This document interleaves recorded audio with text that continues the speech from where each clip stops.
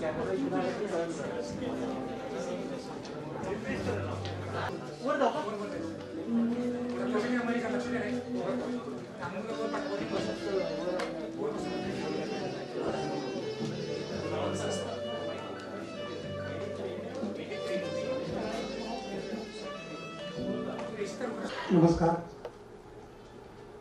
दी Karad Urban Cooperative Bank Limited Karad आपल्या बँकेच्या 104व्या वार्षिक सर्वसाधारण सभेमध्ये सर्वांचं मी हार्दिक स्वागत करतो. सभा सुरू करण्यासाठी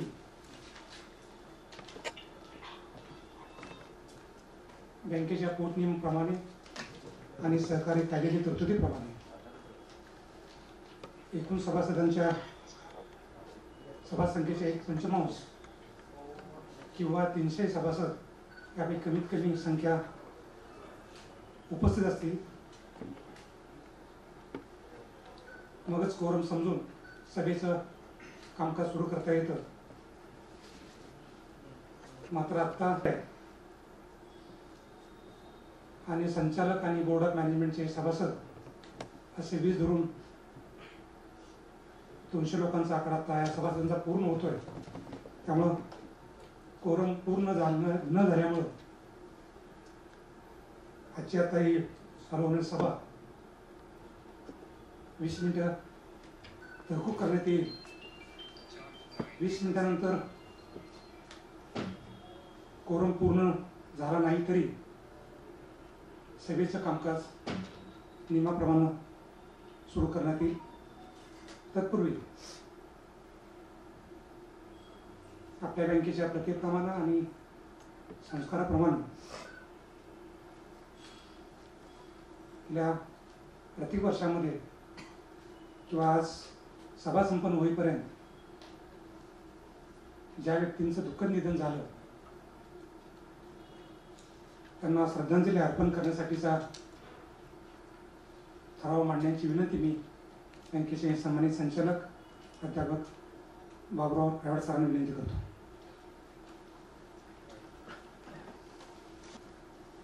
नमस्कार.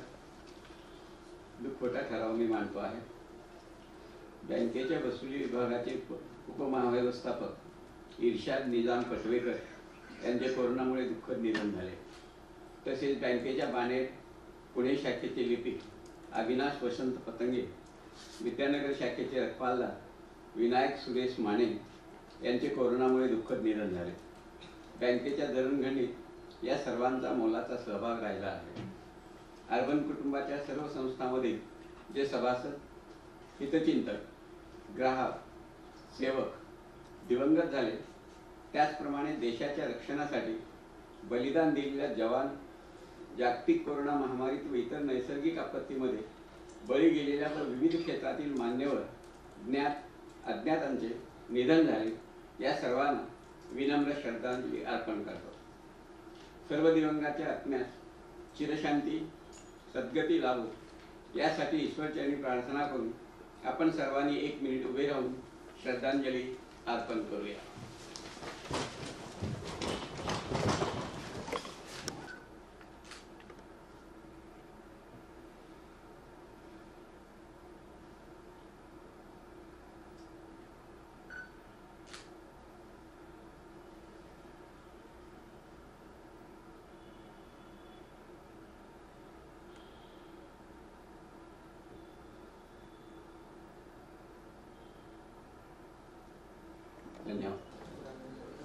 The Karad Urban Cooperative Bank Limited Karad आपल्या बँकेच्या 104व्या वार्षिक सर्वसाधारण सभेमध्ये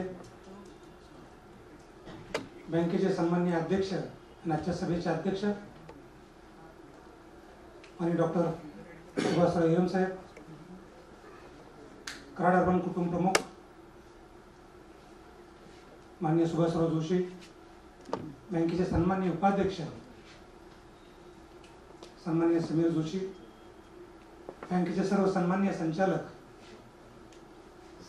नवनिर्वाचित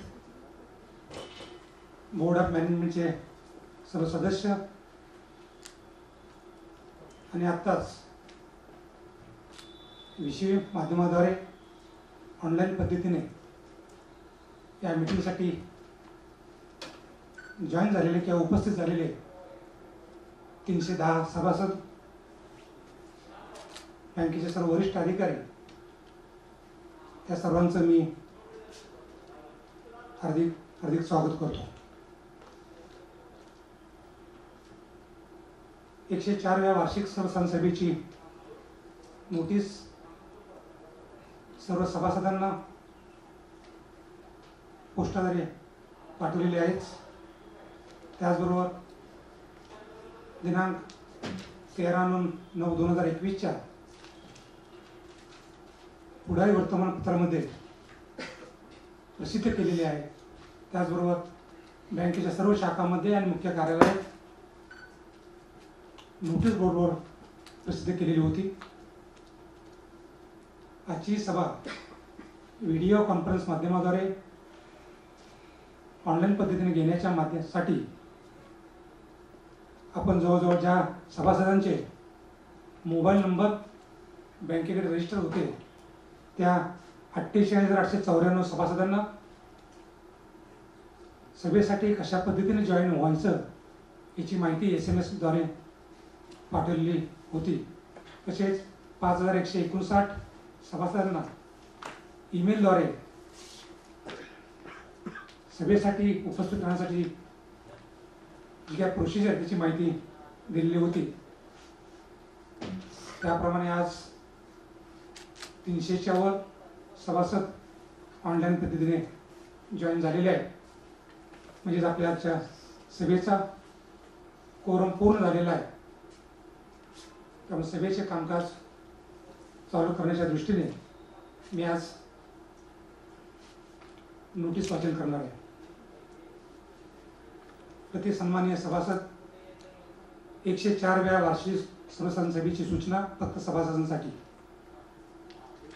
जी Karad Urban Cooperative Bank Limited कराडची 104वी वार्षिक सर्वसाधारण सभा सोमवार दिनांक 27 सप्टेंबर 2021 रोजी सकाळी 11 वाजता कोविड-19च्या संसर्गाच्या पार्श्वभूमीवर ऑनलाईन पद्धतीने संपन्न होणार आहे. सभेत खालील विषयांचा विचार होईल. सभेपुढील विषय क्रमांक 1, दिनांक 19 मार्च 2021 रोजी झालेल्या 103व्या वार्षिक सर्वसाधारण सभेचं वृत्तांत वाचून कायम करणे. विषय क्रमांक 2, सन 2020-21 वर्षाच्या बँकेच्या कामकाजाबद्दलचा अहवाल, लेखा परिषद नफा-तोटा पत्रक व ताळेबंद पत्रक मंजूर करणे. विषय क्रमांक 3, सन 2020-21च्या वैधानिक लेखा परिषद अहवालाची नोंद घेणे. विषय क्रमांक 4, सन 2019-20च्या वैधानिक लेखा परिषद अहवालाची दोषदुरुस्ती अहवालाची नोंद घेणे. विषय क्रमांक 5, सन 2020-21च्या नफा वाटणीस संचालक मंडळाने शिफारस केल्यानुसार मान्यता देणे. विषय क्रमांक 6, सन 2020-21चे अंदाजपत्रक व प्रत्यक्ष स्थिती याची नोंद घेणे आणि सन 2021-22चे आर्थिक अंदाजपत्रक व तदनुसार योजनांना मान्यता देणे. विषय क्रमांक 7, सन 2021-22 सालाकरिता वैधानिक लेखा परीक्षकांची नियुक्ती करणे व त्यांचा मेहनताना ठरविणे. विषय क्रमांक 8, संचालक मंडळाने सुचवलेल्या पोट नियम दुरुस्तीस मान्यता देणे. विषय क्रमांक 9, संचालक व त्यांचे नातेवाईक यांना दिलेल्या कर्जाची नोंद घेणे. विषय क्रमांक 10, वैधानिक लेखा परीक्षकांनी प्रमाणित केल्यानुसार थकीत कर्ज रक्कम भरण्यासाठी व्याजात दिलेल्या सुटीस मंजुरी देणे. विषय क्रमांक 11, नादारी व दिवाळखोरी कायद्याअंतर्गत कार्यवाही केलेल्या कर्ज खात्याची वसूल न होणारी मुद्दल रक्कम निर्लेखित म्हणजे राईट ऑफ केली त्यास कार्यत्तर मंजुरी देणे. विषय क्रमांक 12, सन 2020-21 मधील बँकेचे इमारत खरेदी विक्री तदनुसार व्यवहारांचा आढावा घेणे व सन 2021-22 मध्ये प्रस्तावित इमारत बांधकाम खरेदी विक्री व तदनुसार व्यवहारास करण्यास मंजुरी देणे. विषय क्रमांक 13, सेवक आकृतीबंध म्हणजे स्टाफिंग पॅटर्नला मंजुरी देणे. विषय क्रमांक 14, सन 2021-22 मधील सभासद प्रशिक्षण कार्यक्रमास मंजुरी देणे व गतवर्षाचा आढावा घेणे. विषय क्रमांक 15, वार्षिक सर्वसाधारण सभेस अनुपस्थित असणाऱ्या सभासदांच्या रजेस मान्यता देणे. विषय क्रमांक 16, माननीय अध्यक्षांच्या परवानगीने ऐन वेळी येणाऱ्या विषयावर चर्चा करणे. सदर सभेत सर्व सभासदांनी ऑनलाईन पद्धती उपस्थित राहावे अशी नम्र विनंती. माननीय संचालक मंडळाचे आदेशावरून आजच्या याप्रमाणे सभेचे कामकाज होईल. पुढील सभेचे कामकाज चालू करण्यासाठी आणि आपलं अध्यक्ष मनोगत व्यक्त करण्यासाठी माननीय आजच्या सभेचे अध्यक्ष आणि बँकेचे सन्माननीय अध्यक्ष डॉक्टर हिरम साहेबांना विनंती करतो की त्यांनी आपलं मनोगत व्यक्त करावं.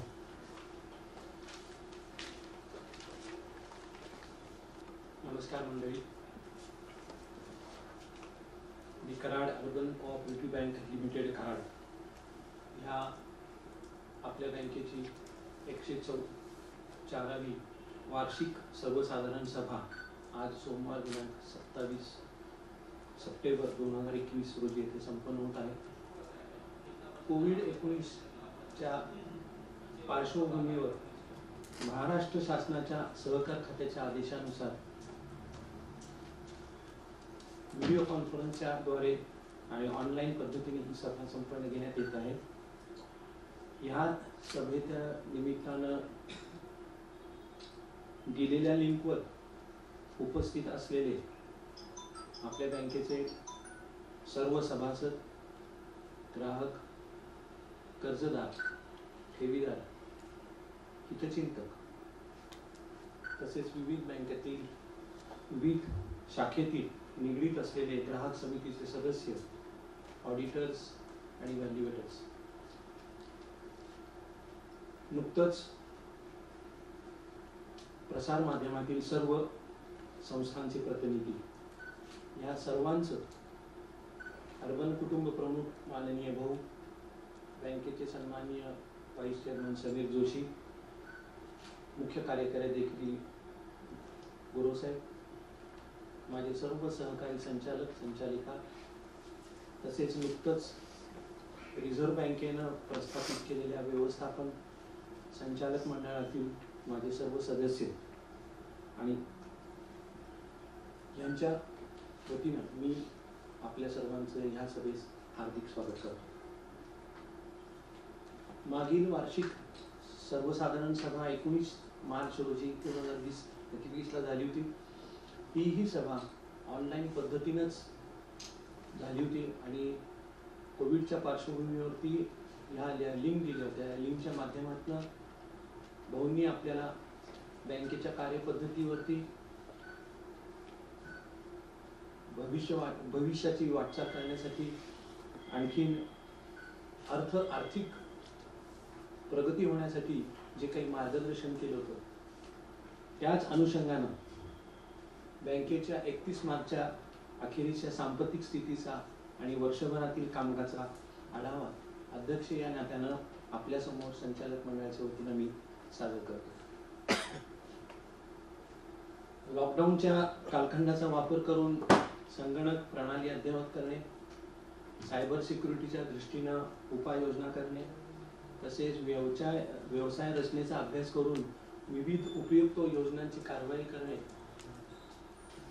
आणि त्यासाठी कामकाजात जे काही बदल करावे लागले ते बदल करणे आणि वसुलीसाठी अत्यंत कमी काल उपलब्ध असताना देखील आणि कमी मनुष्यबळ उपलब्ध असताना देखील जास्तीत जास्त कर्जदारांशी संपर्क साधण्याने येऊन त्याची कर्जदारांची वसुली करणे हे सगळं कोविडच्या पार्श्वभूमीवर फार अवघड होतं. परंतु ह्या गोष्टीचा ह्या संधीचा आपल्या टेक्नॉलॉजीच्या आधाराने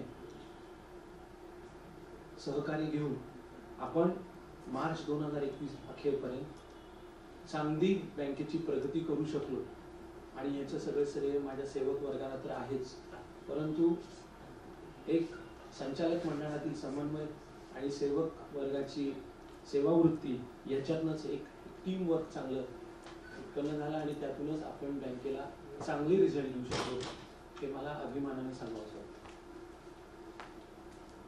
आंतरराष्ट्रीय आणि आंतरदेशीय स्तरावरती या कोविडच्या निमित्तानं मागील फायनान्शियल इयरमध्ये खूप जगामध्ये उलथापालथ झाली. आंतरराष्ट्रीय बाजारामध्ये जर का म्हणलं तर कच्च्या तेलाचे भाव वाढल्यामुळं डॉलरचा भाव वाढला, त्यामुळे त्याचाही आर्थिक फटका आपल्याला बसला. आपल्या देशामध्ये GDP ज्याला म्हणतो आपण तोही मायनसमध्ये गेला. ह्या सगळ्या गोष्टींचा परिणाम आपल्या बँकिंग सेक्टरवर झाला आणि म्हणूनच सरकारनं या अर्थचक्राला गती देण्यासाठी काही महत्त्वाकांक्षी योजना राबवण्यात गेल्या. आत्मनिर्भर भारत या उपक्रमाचा प्रारंभ केला. त्यामध्ये जवळजवळ त्यांनी 20 लाख कोटी रुपयाच्या पॅकेजची घोषणा केली. मात्र दुर्दैवानं ह्या पॅकेजमधील मदतीचा लाभ सहकारी बँकेतील कर्जदारांना त्या प्रमाणात होऊ शकला नाही. ह्या जाहीर झालेल्या पॅकेजमध्ये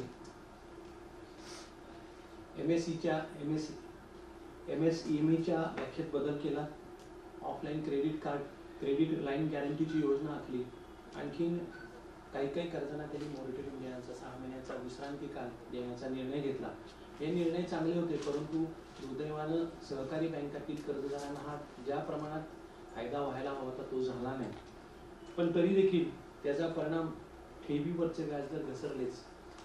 रेपो रेटमध्ये पण बदल झाले आणि जवळजवळ आज रेपो रेट 4% आणि रिव्हर्स रेपो रेट 3.5.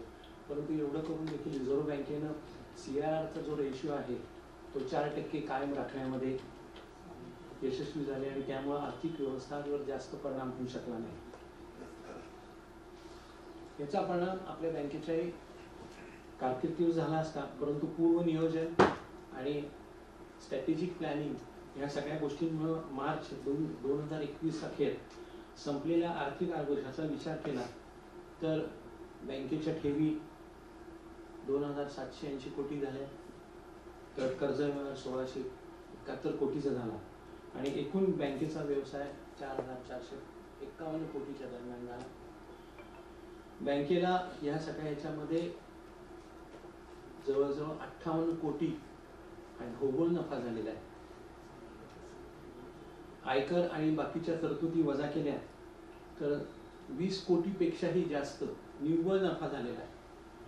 आणि ह्या आपल्या बँकेच्या जवळजवळ 25 पेक्षा जास्त शाखांना 1 कोटीपेक्षाही जास्त नफा झाला. हे मला फार अभिमानानं आणि गौरवानं सांगावंसं वाटतं.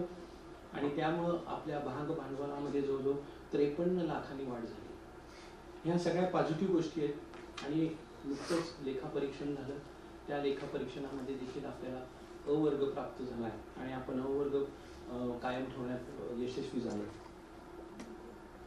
ह्या अव्वल वर्षामध्ये ह्या अर्थव्यवस्थेतल्या मंदीमुळे अर्थातच कर्ज वसुली बराच ताण होता आणि वाढत्या NPA खात्यांवर देखील नियंत्रण करणं फार अवघड होतं. परंतु गेल्या वर्षीपेक्षा ह्या वर्षी आपण NPAच्या प्रमाणामध्ये 2.68% जवळजवळ 2.68% जवळजवळ ही मोठी घट नोंदवली आणि त्यामुळं नेट NPAचं प्रमाण 4.97 म्हणजे 5% आपण राखण्यात यश मिळवलं. आणि प्रोव्हिजन कव्हरेज याच्यामध्ये देखील जवळजवळ 19% वाढ झाली आणि जवळजवळ 67% ह्या सगळ्या ह्याच्यामध्ये कव्हर झालेली आहे आणि हा एक मोठा दिलासा आपल्या बँकेला मिळालेला आहे. त्याच दरम्यान केंद्रीय सरकारनं बँकांना एक प्रभावी टूल दिलं होतं, नादारी आणि दिवाळखोरीचं असं हे कायद्याचं कवच दूर केलं होतं. बँकेने देखील त्याचा प्रभावी वापर केला आणि सुप्रीम कोर्टामध्ये जाऊन आपण ह्या लढा देऊन थकीत राहिलेली वसुली करण्यात यश मिळालं आणि सहकार क्षेत्रात ह्या कायद्याचा परिणामकारक कार्यक्रम वापर करून आपण यश मिळालं आणि आपल्या सहकारी क्षेत्रातली ही आपली एकमेव सहकारी बँक आहे की तिला ह्या कायद्याच्या अंतर्गत यश मिळाल्याने ते पैसे आपल्या खात्यामध्ये जमा झाले. ही अतिशय बँकेच्या दृष्टीनं अभिनंदनीय बाब आहे आणि याचं सर्व श्रेय मी माझ्या लीगल डिपार्टमेंटला आणि आपल्या मुख्य कार्यकारी अधिकाऱ्यांना देतो. त्याच दरम्यान कोविडच्या पार्श्वभूमीमुळं आपल्या वसुली विभागाचे धुरा सांभाळणारे महाव्यवस्थापक इर्शाद पटवेकर यांचं कोरोनामुळे दुःखद निधन झालं. त्यांच्या निधनामुळे बँक एक अभ्यासू, अनुभवी आणि निष्ठावान सेवकास मिळाली. 1993 साली ते सेवेमध्ये झाले. 28 वर्षाची त्यांची प्रदीर्घ सेवा झाली आणि प्रामुख्यानं वसुलीचा संपूर्ण पोर्टफोलिओ त्यांनी एकट्याने हँडल केला. त्यांची स्मरणशक्ती अतिशय जबरदस्त होती आणि शेवटी नेट NPA 6% आत आणण्यामध्ये त्यांचं मोलाचं योगदान होतं. त्यांच्या कुटुंबियानं बँकेने आवश्यक ती मदत करून त्यांच्या कार्याप्रती असणारी कृतज्ञता जपलेली आहे. या आर्थिक वर्षातील आणखीन एक उल्लेखनीय बाब म्हणजे सरकारी कर्जरोख्यातल्या खरेदी विक्रीतनं बँकेनं आजवरच्या इतिहासातील सर्वोच्च अशी 30,73,00,000 कोटीचा विक्रमी नफा नोंदवला. बँकेची ह्या सरकारी नोख्यातनं जवळजवळ 1131 कोटीची गुंतवणूक आहे. बाजारातील संधीचा सुयोग्य असा लाभ घेत कर्जरोख हे दूरदृष्टीनं आणि नियोजनबद्धपणे केल्यानं हे फलित आहे आणि त्याबद्दल त्या विभागाचं मी खास अभिनंदन करतो. बँकेचा स्वभांडवलाचा पाया हा दिवसेंदिवस मजबूत आणि अधिक विस्तृत होत असून आपण ह्याच्यामध्ये रिझर्व्ह बँकेने आपल्याला CRAR ही जी आहे 9% कमीत कमी तुम्ही राखायला पाहिजे असं आपल्यावर बंधन आहे.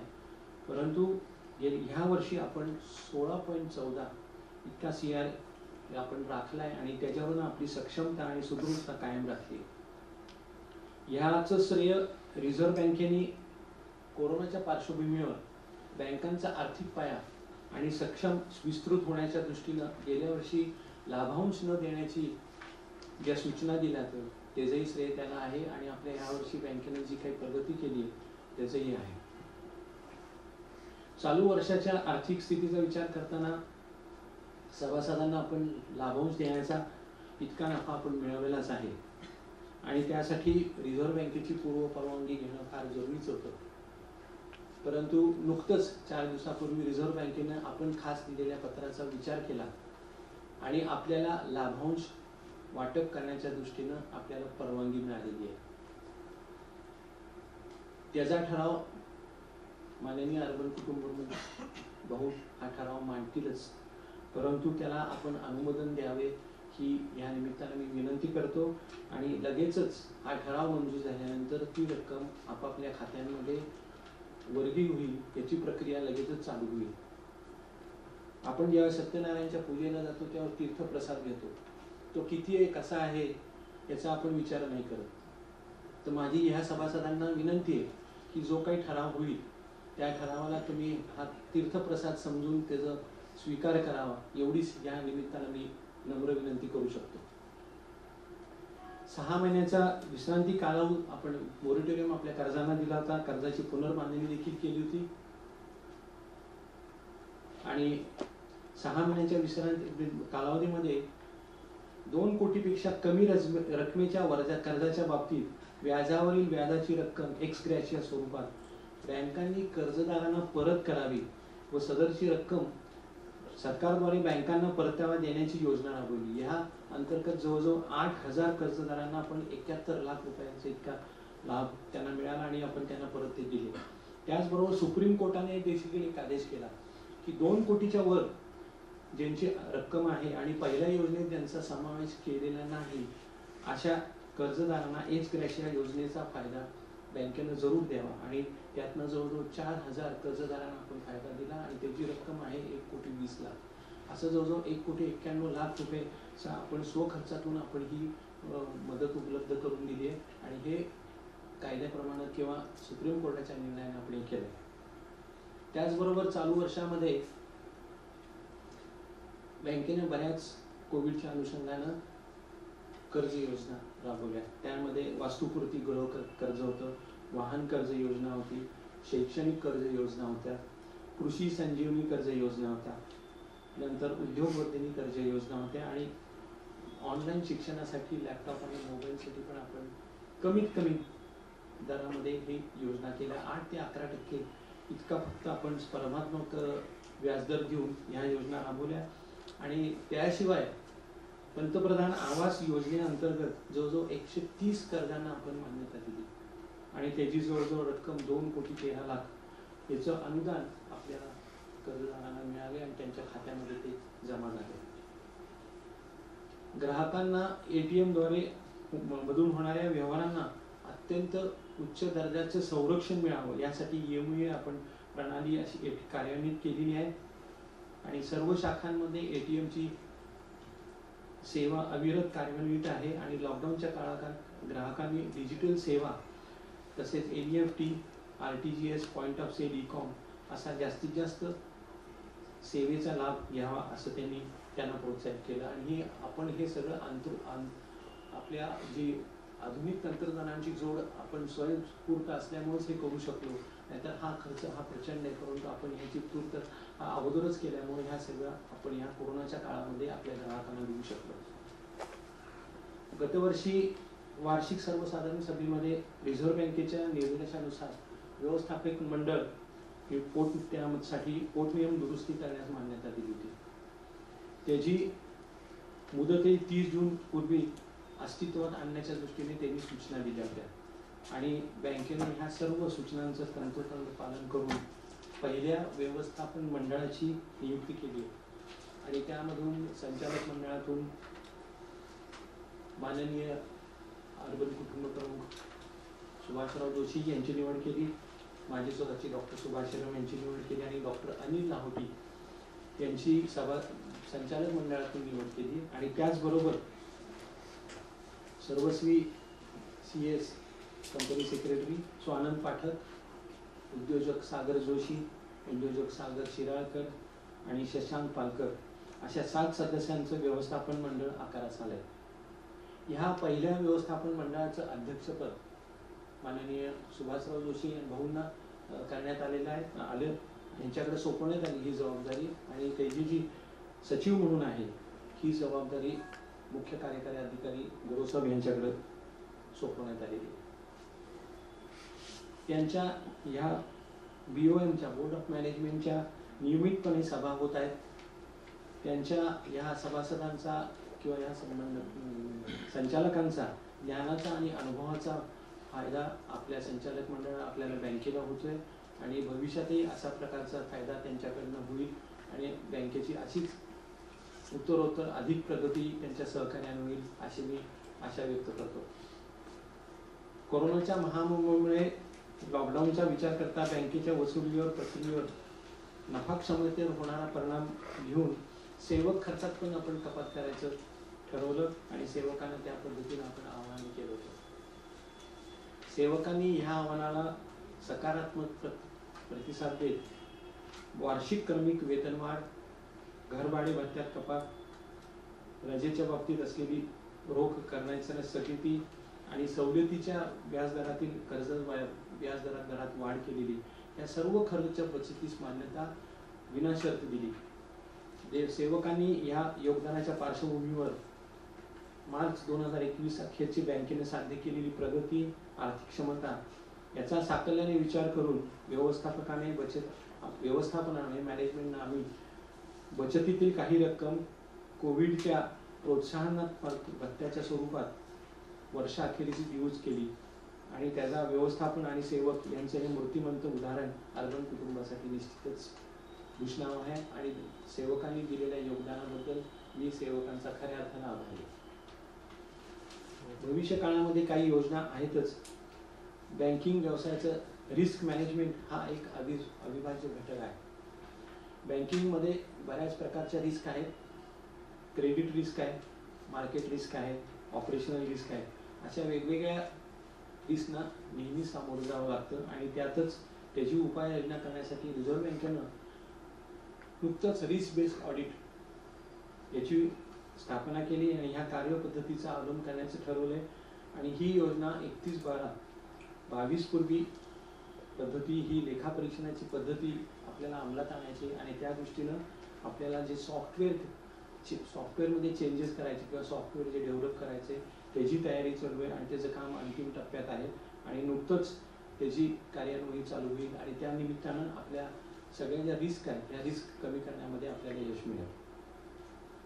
त्याचबरोबर मार्च 2021 प्रायोरिटी सेक्टरला जवळजवळ 43% आपण कर्ज पुरवठा केला. मार्च 22 पर्यंत आपल्याला तो 50% उद्दिष्ट ठेवलंय. तसेच वीकर सेक्शन म्हणजे आर्थिक दुर्बल घटकांसाठी देखील हे 5.87 हे प्रमाण आहे अर्थपुरवठ्याचं. ते 11% पर्यंत न्यायचं गरजेचं असं उद्दिष्ट आहे. हे सगळं उद्दिष्ट करण्यास निश्चितच प्रायोरिटी किंवा प्राधान्य दिलं जाईल. एकूण बँकेच्या कर्ज व्यवहारातील 50% कर्ज ही प्रति कर्जदार 25 लाख किंवा टायर 1 कॅपिटलच्या 0.20% यापैकी मर्यादित ठेवणं आवश्यक आहे. रिझर्व्ह बँकेने याची पूर्तता 2024 पर्यंत आपल्याला करायला सांगितलेली आहे. त्याप्रमाणे बँकेचा 2021च्या स्थितीचा जर का विचार केला तरी अशा छोट्या कर्जांचं प्रमाण 28.47 इतकं आहे. तर मार्च 22 अखेर साधारण 32.47 पर्यंत होईल असं उद्दिष्ट बाळगलेलं आहे. या उद्दिष्टपूर्तीसाठी कालबद्ध वाटचाल कशी करायची याचं नियोजन केलेलं आहे आणि तशा प्रकारच्या सर्व सेवकांना आपण छोट्या कर्जाचं उद्दिष्ट दिलेलं आहे. सन 2017 साली आपण अजिंक्य तारा सहकारी आणि अजिंक्य तारा महिला सहकारी बँकेचं विलीन केलं.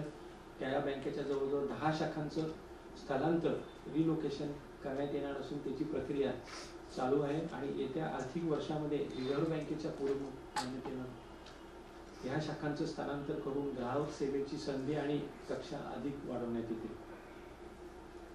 तसंच national payment corporation of India यांची थेट CTS क्लिअरिंगची सुविधा आणि साठी आवश्यक असणारी तंत्रज्ञानाची उभारणी झाली असून ही सेवा आर्थिक वर्षात आपण कार्यान्वित होईल. त्यामुळे ग्राहकांना त्यांचा धनादेश वटवण्यामध्ये वेळ कमी होऊन लागणार आहे. शेवटी रिझर्व्ह बँकेनं बँकिंग रेग्युलेशन ऍक्टमध्ये नव्या बदलांचा सहकारी बँकावर कसा परिणाम होईल याचा अभ्यास करण्यासाठी एका तज्ज्ञ समितीची निवडणूक केली होती, एक्सपर्ट कमिटी. आणि सदर कमिटीनं सहकारी बँकांची वर्गवारी ठेवींच्या आधारे केली होती. साधारणतः 0 ते 100 कोटी पर्यंतच्या बँकाची एक 100 कोटी ते 1000 कोटी ठेवीच्या याच्यापर्यंत टायर 2, 1000 ते 10,000 पर्यंत टायर 3 आणि 10,000च्या वर टायर 4 असे 4 पद्धतीच्या ह्याच्यात केली होती. त्यापैकी टायर 1 आणि टायर 2 ह्या बँकांना व्यवसाय विस्तारासाठी फारशी संधी राहील असं वाटत नाही, कारण त्यामध्ये डिफॉल्टचे प्रमाण जास्त आहे आणि रिझर्व्ह बँकेचा रोज त्याच्यावरती जास्त आहे. परंतु आपण टायर 3 असल्यामुळं आपल्याला भविष्य काळामध्ये खूप संधी उपलब्ध राहणार आहे. आपली टेक्नॉलॉजी, आपला सेवक वर्ग आणि आपल्या सगळ्या गोष्टींमुळं ही सगळं साध्य होणार आहे. आणि बँकेनं निश्चितच संचालक मंडळाने गेल्या 15 ते 20 वर्षामध्ये घेतलेले निर्णय, अजिंक्य तारा आणि पार्श्वनाथ बँकेचं विलिनीकरण, अधिकार क्षेत्रांचं विकेंद्रीकरण आणि विजन 2017चं अंमलबजावणी, त्याचबरोबर सरकारी कर्जरोख्यामध्ये असलेली आपली स्वतःची इन्व्हेस्टमेंट आणि इन्व्हॉल्वमेंट या सगळ्यांमुळे हे आपण हे सगळं करू शकलो, हे मला फार अभिमानानं सांगावंसं वाटतं. हे सगळं करीत असताना काही ग्राहक तत्वे आपण आत्मसात केलीच, पण त्याबरोबर सेवकांमध्येच नाही तर ग्राहक, ठेवीदार, कर्जदार आणि सभासद यांच्यामध्ये ती रुजवली. व्यवहारातील पारदर्शकता, एकमेकाच्या संबंधातील विश्वासार्हता, काळानुरूप आणि परिस्थितीनुरूप धोरणात्मक बदल करण्याची मानसिकता, या सर्वातून घेतलेलंच हे ग्राहक सेवेचं व्रत. आणि त्यामुळेच समाजातील केवळ बँकिंग करणारी संस्था नव्हे तर सकल जनासही आधारित या ब्रीद वाक्याप्रमाणे सामाजिक बांधिलकी जपणारी ही आपली बँक अशी वेगळी वैशिष्ट्यपूर्ण ओळख निर्माण झाली. आणि त्याचाच एक परिणाम म्हणून मागील आठवड्यामध्ये पुण्यामध्ये एक कार्यक्रम झाला. ग्रीनफील्ड नावाचं एक संस्था आहे, पब्लिकेशन, आणि कॉस्मॉस बँक यांच्या सहकार्यानं समर्पण पुरस्कार, ज्यांनी कोरोनाच्या पार्श्वभूमीवर जे काम केलं कोरोनासाठी, त्यामध्ये आपल्या बँकेला समर्पण पुरस्कार मिळाला. हे अतिशय अभिमानानं मला नमूद करावं असं वाटतं. त्याचबरोबर बँकेनं आजवरच्या वाटचालीत काळानुरूप आलेल्या केवळ यशस्वीपणे सामना केला नाही, तर त्यातनं प्रेरणा आणि चैतन्य मिळून बँकेचा पाया अधिक सक्षम आणि भक्कम करत ही बँकेची अपेक्षित प्रगती साध्य केली आहे. हा बँकेचा इतिहास आहे. कदाचित भविष्य काळात जरी परिस्थिती अनुकूल असेल किंवा काही काळ खडतर असेल, आपल्याकडे बँकेकडे 100 वर्षाचं ऊर्जेनं भरलेली ही शिदोरी आहे. नवदृष्टी, खंबर नेतृत्व व त्याला तंत्रज्ञानाची जोड आहे, सभासदांचा आणि ग्राहकांचा विश्वास. त्यामुळे हा कसोटीच्या काळाला आपण समर्थपणे सामोरं जाऊ असा मला विश्वास वाटतो. भविष्य काळात कराराबंद हाच एक मंत्र आहे असं मला वाटतं आणि हेच खरं आपलं वैभव असणार आहे आणि हीच खरी आपली ओळख असणार आहे, त्याच्यात काही शंका नाही. त्यामुळे भविष्य काळासाठी आपल्या सर्वांना शुभेच्छा देतो आणि माझं मनोगत संपवतो. जय हिंद, जय भारत. धन्यवाद. दिनांक 19 मार्च 2021 रोजी झालेल्या 103व्या वार्षिक सर्वसाधारण सभेचा वृत्तांत वाचून कायम करणे. मी माननीय राजेंद्र कुंबळे यांना विनंती करतो की त्यांनी हा ठराव वाचा.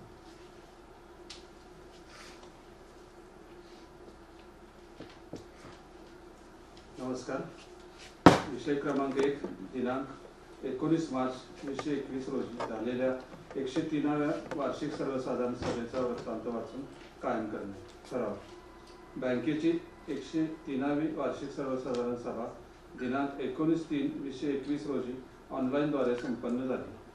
बँकेचे पोटनियम क्रमांक 38 मध्ये वार्षिक सर्वसाधारण सभेचे इतिवृत्त कायम करण्याबाबत असलेल्या तरतुदीस अनुसरून दिनांक 19/3/2021 रोजी झालेल्या वार्षिक सर्वसाधारण सभेचे इतिवृत्त माननीय अध्यक्ष व मुख्य कार्यकारी अधिकारी यांच्या स्वाक्षरीने पोटनियमातील तरतुदीनुसार वार्षिक सर्वसाधारण सभेच्या तारखेपासून 30 दिवसाच्या आत नोंदवण्यात आले आहे.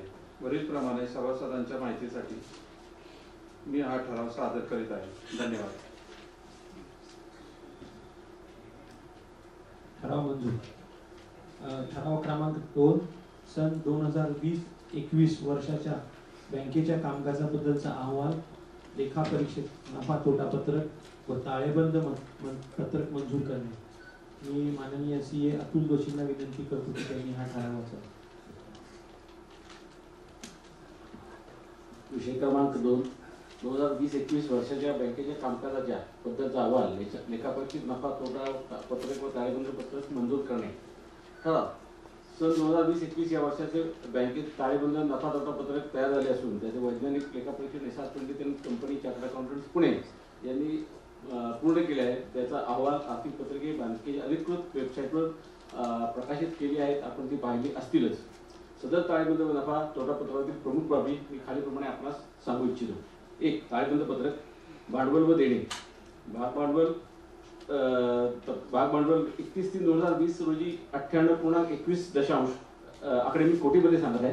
98.21 दशांश एवढे 31/3/2020 रोजी होते.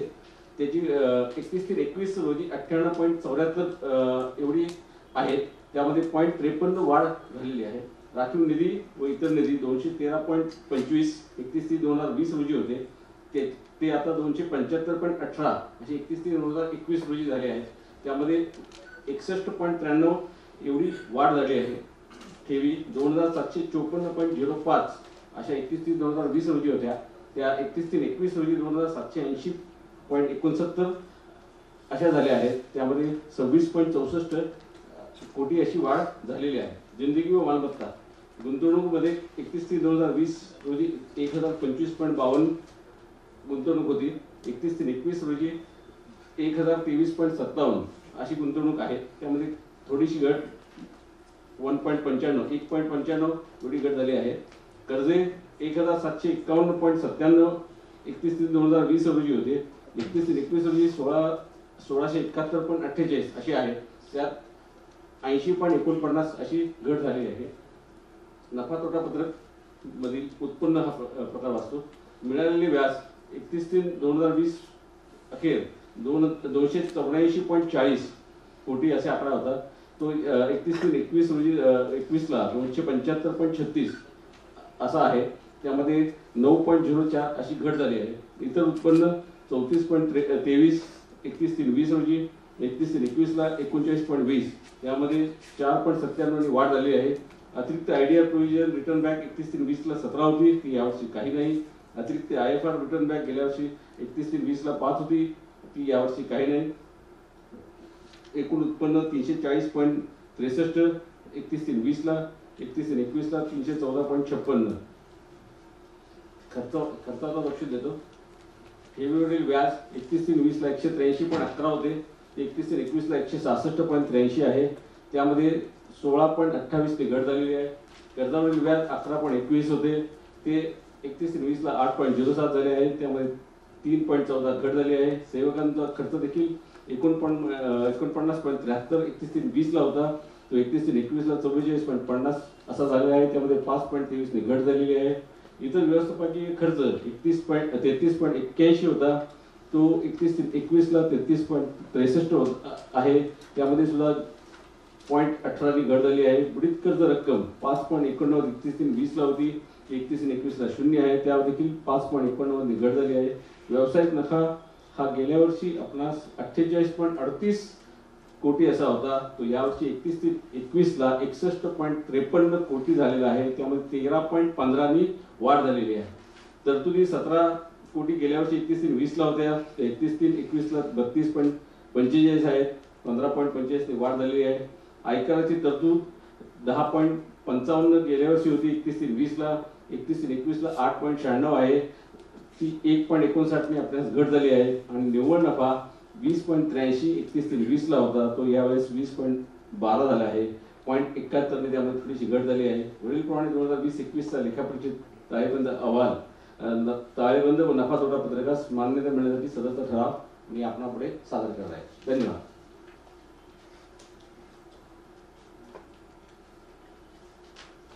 मी सुधीर शिराळकर. सन 2020-21 वर्षाच्या बँकेच्या कामकाजाबद्दल अहवाल व लेखापरीक्षेत तपासणा पत्रक व ताळेबंद मंजूर करण्याबाबत माननीय श्री सुतारलाल जोशी यांनी सादर केलेल्या ठरावास माझे पूर्ण अनुमोदन आहे. मंजूर. पुढील ठराव आहे सन 2020-21च्या वैधानिक लेखापरीक्षण अहवालाची नोंदणी. मी गोखले सरांना विनंती करतो की त्यांनी हा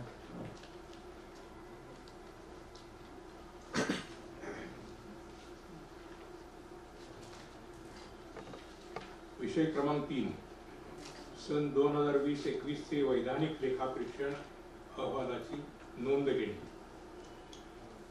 सन 2020-21च्या वैधानिक लेखापरीक्षणासाठी Messrs SR Pandit and company chartered accountant Pune यांची नेमणूक करण्यात आली होती.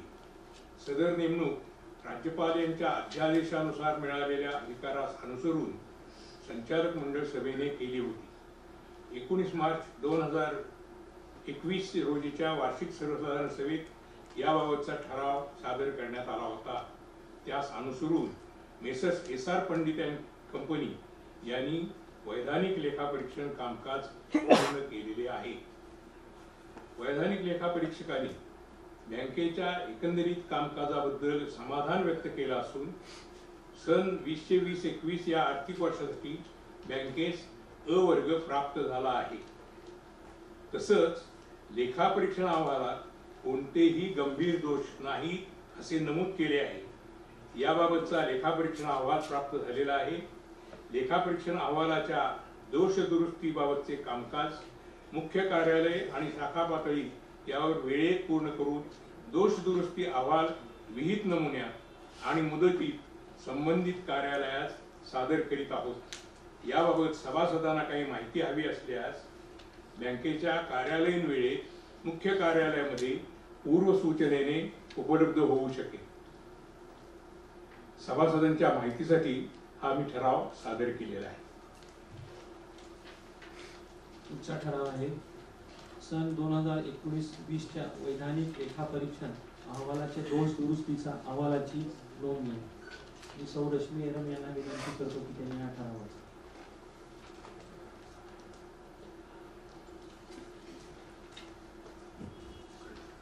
नमस्कार. विषय क्रमांक 4 सन 2019-20च्या वैधानिक लेखापरीक्षण अहवालाच्या दोष दुरुस्ती अहवालाची नोंद घेणे.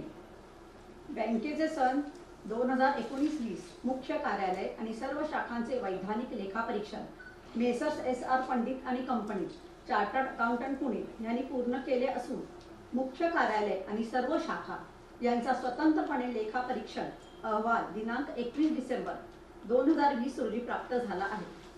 महाराष्ट्र राज्य सहकारी कायद्यातील तरतुदीप्रमाणे वैधानिक लेखापरीक्षण अहवालातील दोषांची पूर्तता करून दोष दुरुस्ती अहवाल सदरचा अहवाल प्राप्त झाल्यापासून 3 महिन्याच्या आत म्हणजेच दिनांक 21 मार्च 2021 पर्यंत नमुना ओ मध्ये सहकार खात्याकडे 4 प्रतिमध्ये पाठवणे आवश्यक होते. त्याप्रमाणे लेखापरीक्षण अहवालातील दोषांची दुरुस्ती करून दोष दुरुस्ती अहवाल नमुना ओ मध्ये दिनांक 12 मार्च 2021 रोजी संचालक मंडळापुढे सादर करण्यात आला होता आणि दिनांक 15 मार्च 2021 रोजी सहकार आयुक्त व निबंधक पुणे आणि संबंधित कार्यालयाकडे मुदतीत सादर करण्यात आला आहे. सभासदांच्या माहितीसाठी वार्षिक सर्वसाधारण सभेपुढे मी सदरचा ठराव सादर करीत आहे. धन्यवाद. पुढचा ठराव आहे सन 2020-21च्या नफा वाटणीस संचालक मंडळाने शिफारस केल्यानुसार मान्यता देणे. मी माननीय भाऊंना विनंती करतो की त्यांनी हा ठराव द्यावा.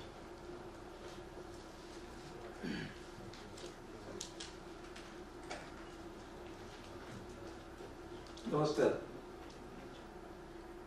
सन 2020-21चा अहवाल या वर्षामध्ये एकूण उत्पन्न 313,58,00,000 आणि खर्च 252.05 कोटी.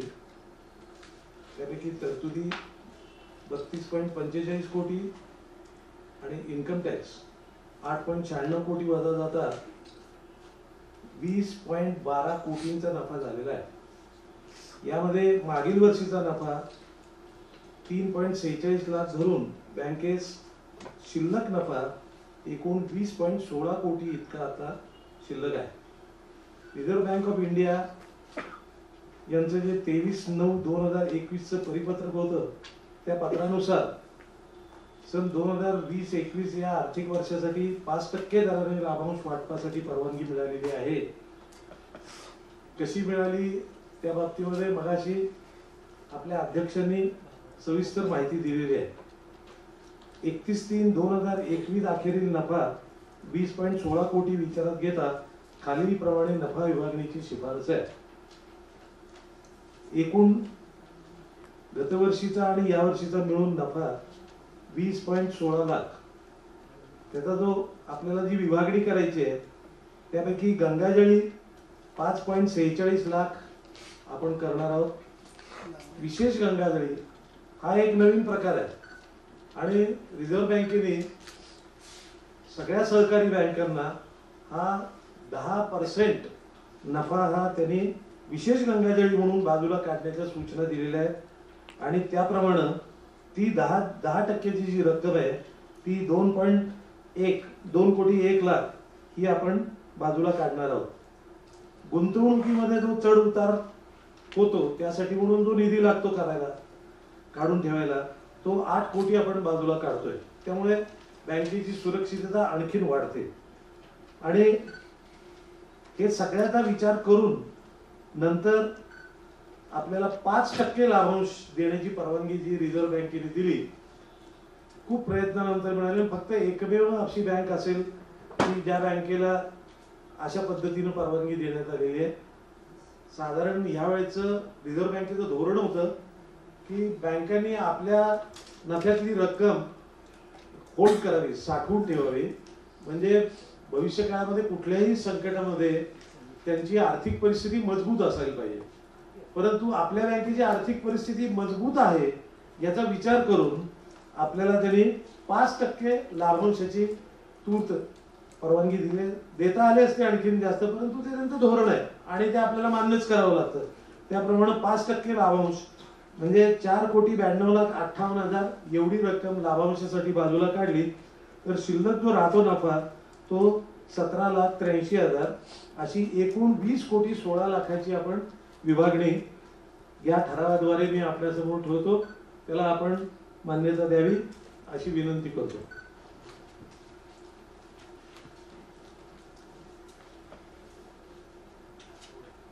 मी अनिल विष्णू आमने सन 2020-21च्या नफा वाटणीस संचालक मंडळाने शिफारस केल्यानुसार मान्यता देण्याबाबतचा माननीय सुभाषराव रामचंद्र जोशी यांनी सादर केलेल्या ठरावास माझे पूर्ण अनुमोदन आहे. ठराव मंजूर. भाऊंनी आता 5% डिव्हिडंड जो डिक्लेअर केला आणि मी माझ्या भाषणात सांगितल्याप्रमाणे डिव्हिडंड आपल्या आपल्या खात्यात जमा होण्याची प्रक्रिया चालू होती आणि त्यासाठी मी हे आपल्याला सिस्टीम चालू करतो. लगेचच आपल्या अकाउंटमध्ये 5% डिव्हिडंड आपल्या शेअरनुसार जमा होईल आणि त्याची नोंद होईल. आणि SMS पण आपल्याला काढले. धन्यवाद.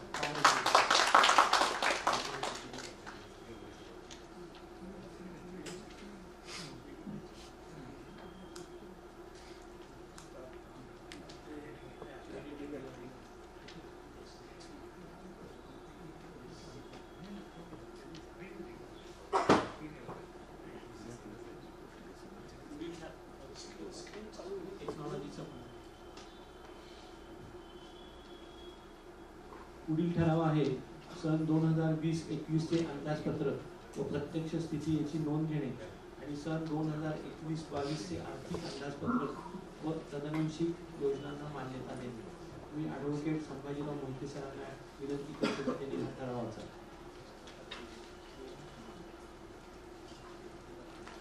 सभासद बंधू नमस्कार.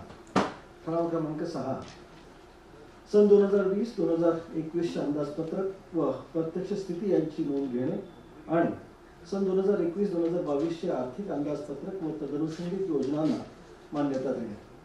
ठराव आर्थिक वर्ष 2020-2021 ताळेबंद अंदाजपत्रक व प्रत्यक्ष स्थिती याची तुलनात्मक माहिती खालीलप्रमाणे. सन 2020-2021 ताळेबंद पत्रकाचे अंदाजपत्रक व प्रत्यक्ष स्थिती हे सारे अंक हे रक्कम कोटीमध्ये आहे. तपशील सण अंदाजपत्रक प्रत्यक्ष आणि तफावत या वर्गवारीमध्ये ते समजून घ्यायच्या. देयता भाग भांडवल 98.20 कोटी. 2020-2021 अंदाजपत्रकाची तरतूद 100 कोटी. प्रत्यक्ष 2020-2021 मध्ये 98.74 कोटी. तफावतीमध्ये 1.26 कोटीची घट आहे. निधी 213.25 कोटी. अंदाजपत्रकामध्ये तरतूद 234.46 कोटी. प्रत्यक्षात 275.18 कोटी. वाढ 40.72 कोटीची आहे. ठेवी या सदरामध्ये सन 2019-2020 मध्ये 2754.5 कोटी. अंदाजपत्रकीय तरतूद 2820 कोटी. प्रत्यक्षामध्ये 2780.69 कोटी. तफावतीमध्ये 39.31 कोटींची घट आहे. मालमत्ता या सदरामध्ये रोख व बँक शिल्लक सन 2019-2020 मध्ये 295.83 कोटी. अंदाजपत्रकीय तरतूद 276 कोटी. प्रत्यक्षामध्ये 407.34 कोटी. तफावतीमध्ये 131.34 कोटींनी वाढ आहे. गुंतवणूक या सदरामध्ये सन 2019-2020 मध्ये 1025.52 कोटी. अंदाजपत्रकीय तरतूद 1096.40 कोटी. प्रत्यक्षामध्ये 1023.57 कोटी. तफावत या सदरामध्ये 72.83 कोटीची घट आहे. कर्जे सन 2019-2020 सदरामध्ये 1751.97 कोटी. अंदाजपत्रकीय तरतूद 1760 कोटी.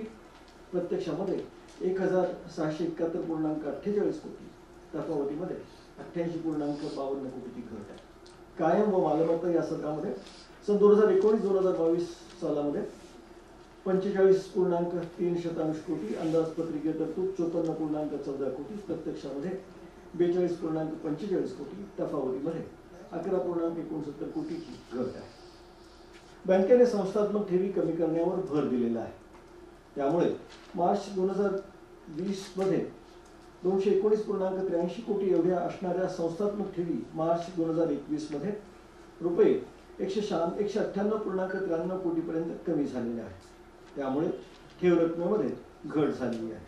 तसेच कोरोना महामारीच्या काळात सर्वत्र व्यवसाय बंद असल्याने व आर्थिक उलाढाल मंदावल्यामुळे ठेवीमध्ये अपेक्षित वाढ झालेली नाही व त्यामुळे ठेवींची उद्दिष्ट पूर्तता झालेली नाही.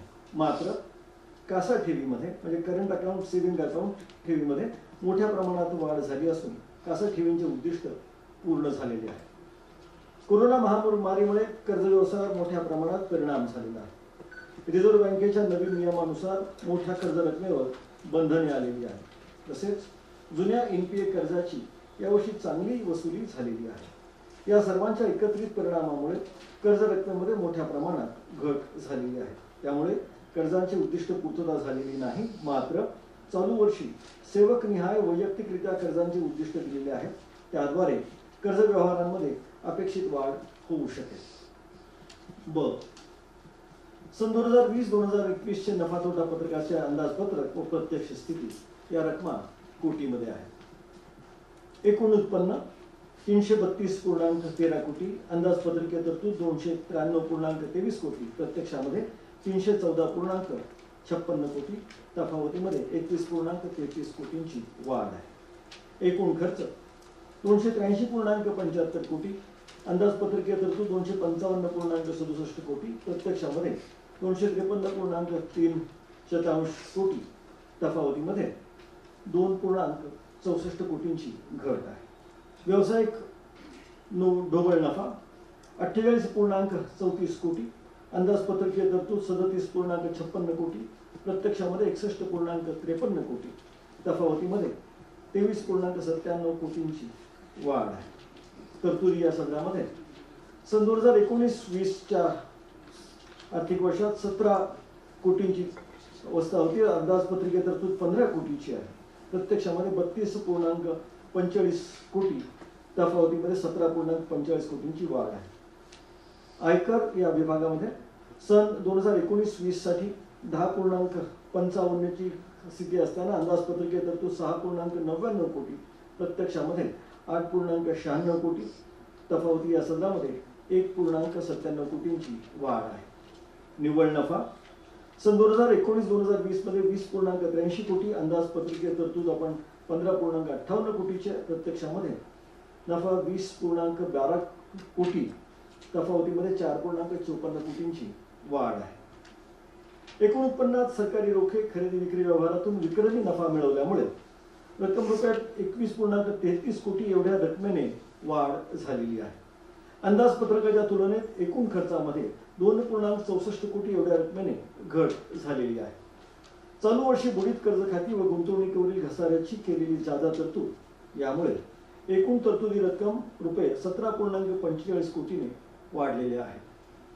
एकूण उत्पन्नात झालेल्या मोठ्या प्रमाणातील वाढ, एकूण खर्चात झालेली घट यामुळे बँकेचा निव्वळ नफा अंदाजपत्रकापेक्षा 4.54 कोटीने जादा झालेला आहे. सन 2021-2022 अंदाजपत्रकीय तरतूद सन 2021-22 साठी अंदाजपत्रकामधील महत्वाची आकडेवारी खालीलप्रमाणे. हे ह्या साऱ्या रकमा कोटीमध्ये आहेत.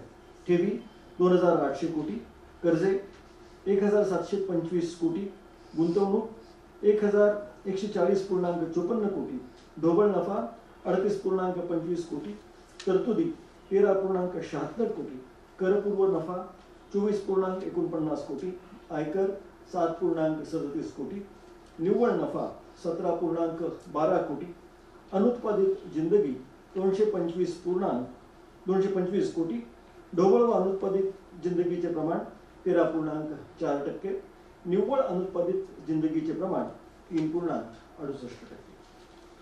वरील प्रमाणे सन 2020-2021 अंदाजपत्रक व प्रत्यक्ष स्थिती याची तुलनात्मक माहिती. सन 2021-22 अंदाजपत्रक यास मंजुरी मिळण्यासाठी मी हा ठराव वार्षिक सर्वसाधारण सभेपुढे सादर करीत आहे. नमस्कार. मी चंद्रकांत चव्हाण सन 2020-21 चे अंदाजपत्रक व प्रत्यक्ष स्थिती याची नोंद घेणे आणि सन 2020-21-22 चे आर्थिक अंदाजपत्रक व तज्ञ योजनेला मान्यता देण्यासाठी माझेच नाही ॲडव्होकेट संभाजीराव हनुमंतराव मोहिते यांनी सादर केलेला ठरावास माझे पूर्ण अनुमोदन आहे. ठराव मंजूर. पुढील ठराव आहे सन 2021-22 सालाकरता वैधानिक लेखा परीक्षकांची नियुक्ती करणे व त्यांचा मेहनताना ठरवणे. मी माननीय डॉक्टर अनिल लाहोटी यांना विनंती करतो त्यांनी हा ठराव वाचा. नमस्कार. विषय क्रमांक 7. सन 2021-22 या आर्थिक वर्षासाठी वैधानिक लेखापरीक्षकांची नेमणूक करणे व मेहनताना ठरवणे बाबत ठराव.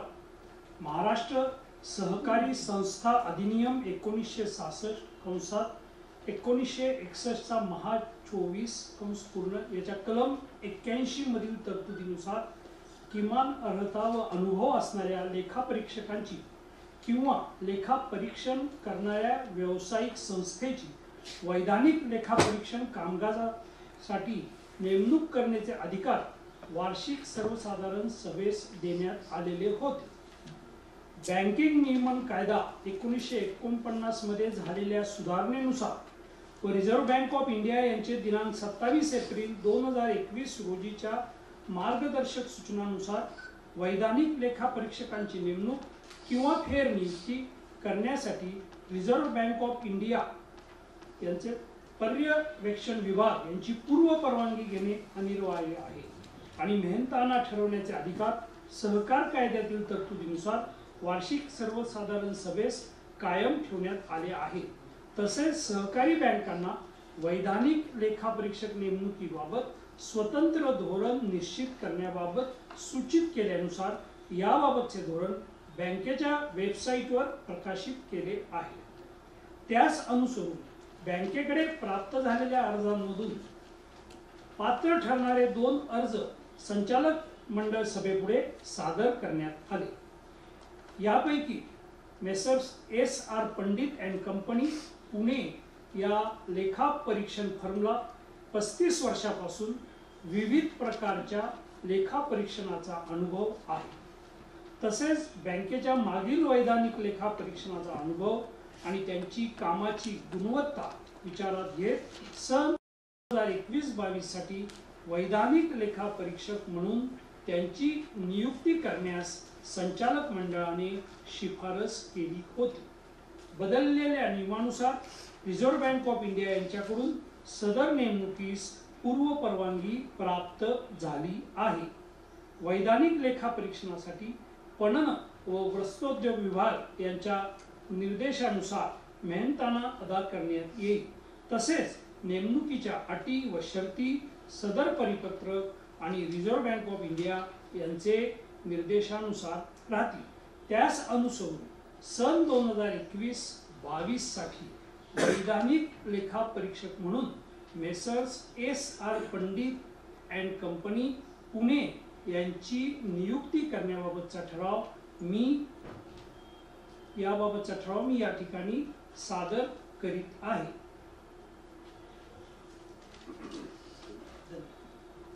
नमस्कार, मी महेश वाघमोडे सन 2021-22 सालाकरिता वैधानिक लेखापरीक्षकांची नियुक्ती करणे व त्यांचा मेहनताना ठरविण्याबाबत मंजुरी मिळण्यासाठी माझे स्नेही डॉक्टर अनिल श्रीनिवास लाहोटी यांनी सादर केलेला ठराव माझे पूर्ण अनुमोदन आहे. ठराव मंजूर. पुढील ठराव आहे संचालक मंडळाने सुचवलेल्या पोट नियम दुरुस्तीस मान्यता देणे. मी माननीय लक्ष्मीनारायण रंगनाथ सरलाय सरांना विनंती करतो की ठरावाचा विषय क्रमांक 8 संचालक मंडळाने सुचवलेले पोट नियम दुरुस्तीचा मान्य देणे. ठराव. बँकेचे उपविधीमध्ये प्रशासकीय सोयीसाठी कामकाज सुलभतेसाठी खालील बदल सुचवले आहे. पोट नियम क्रमांक 34E पोट नियम बदलचे तपशील. सदर पोट नियम वार्षिक सर्वसाधारण सभेचे नोटीस सभासदांना पोस्ट करण्याबाबत आहे. सध्या स्थानिक वितरण व्यवस्थेद्वारे किंवा साधा पोस्टने नोटीस देण्याचे तरतूद आहे. त्यामध्ये कोणतीही इलेक्ट्रॉनिक माध्यमाद्वारे म्हणजे ईमेल, व्हॉट्सॲप मेसेज इत्यादीद्वारे देण्याची तरतूद करीत आहे. कारण नैसर्गिक किंवा महामारी ई कारणामुळे सभासदांना नोटीस देण्याचे विलंब होऊ नये याकरिता. 34D वार्षिक सर्वसाधारण सभेचे सभा सूचन बँकेचे मुख्य कार्यालय व शाखा कार्यालयातून प्रसिद्ध केले जाईल.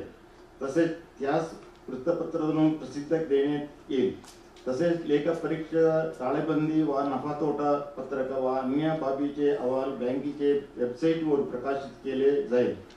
तसेच सभासदांना मागणीप्रमाणे सदर अहवालाची छापील प्रत शाखा किंवा मुख्य कार्यालयातून उपलब्ध करून दिले जाईल. कारण छापाई व वितरण खर्चाचे भाग होण्यासाठी तसेच सध्याचे कोरोना महामारीचे काळात जोखीम टाळण्यासाठी वरलीप्रमाणे पोटनियम दुरुस्तीचे करण्यासाठी 104 वार्षिक साधारण सभेपुढे मी ठराव सादर करीत आहे. नमस्कार. नमस्ते. मी जयवंत सागावकर संचालक मंडळाने सुचवलेल्या पोटनियम दुरुस्तीस मान्यता देण्याबाबत माझे स्नेही लक्ष्मण नारायण नंदा सरलाय यांनी सादर केलेल्या ठरावास माझे पूर्ण अनुमोदन आहे. ठराव मंजूर. पुढील ठराव आहे संचालक व त्यांचे नातेवाईक यांना दिलेल्या कर्जाची नोंद घेणे. मी माननीय उपाध्यक्ष समीर जोशींना विनंती करतो की त्यांनी हा ठराव वाचा.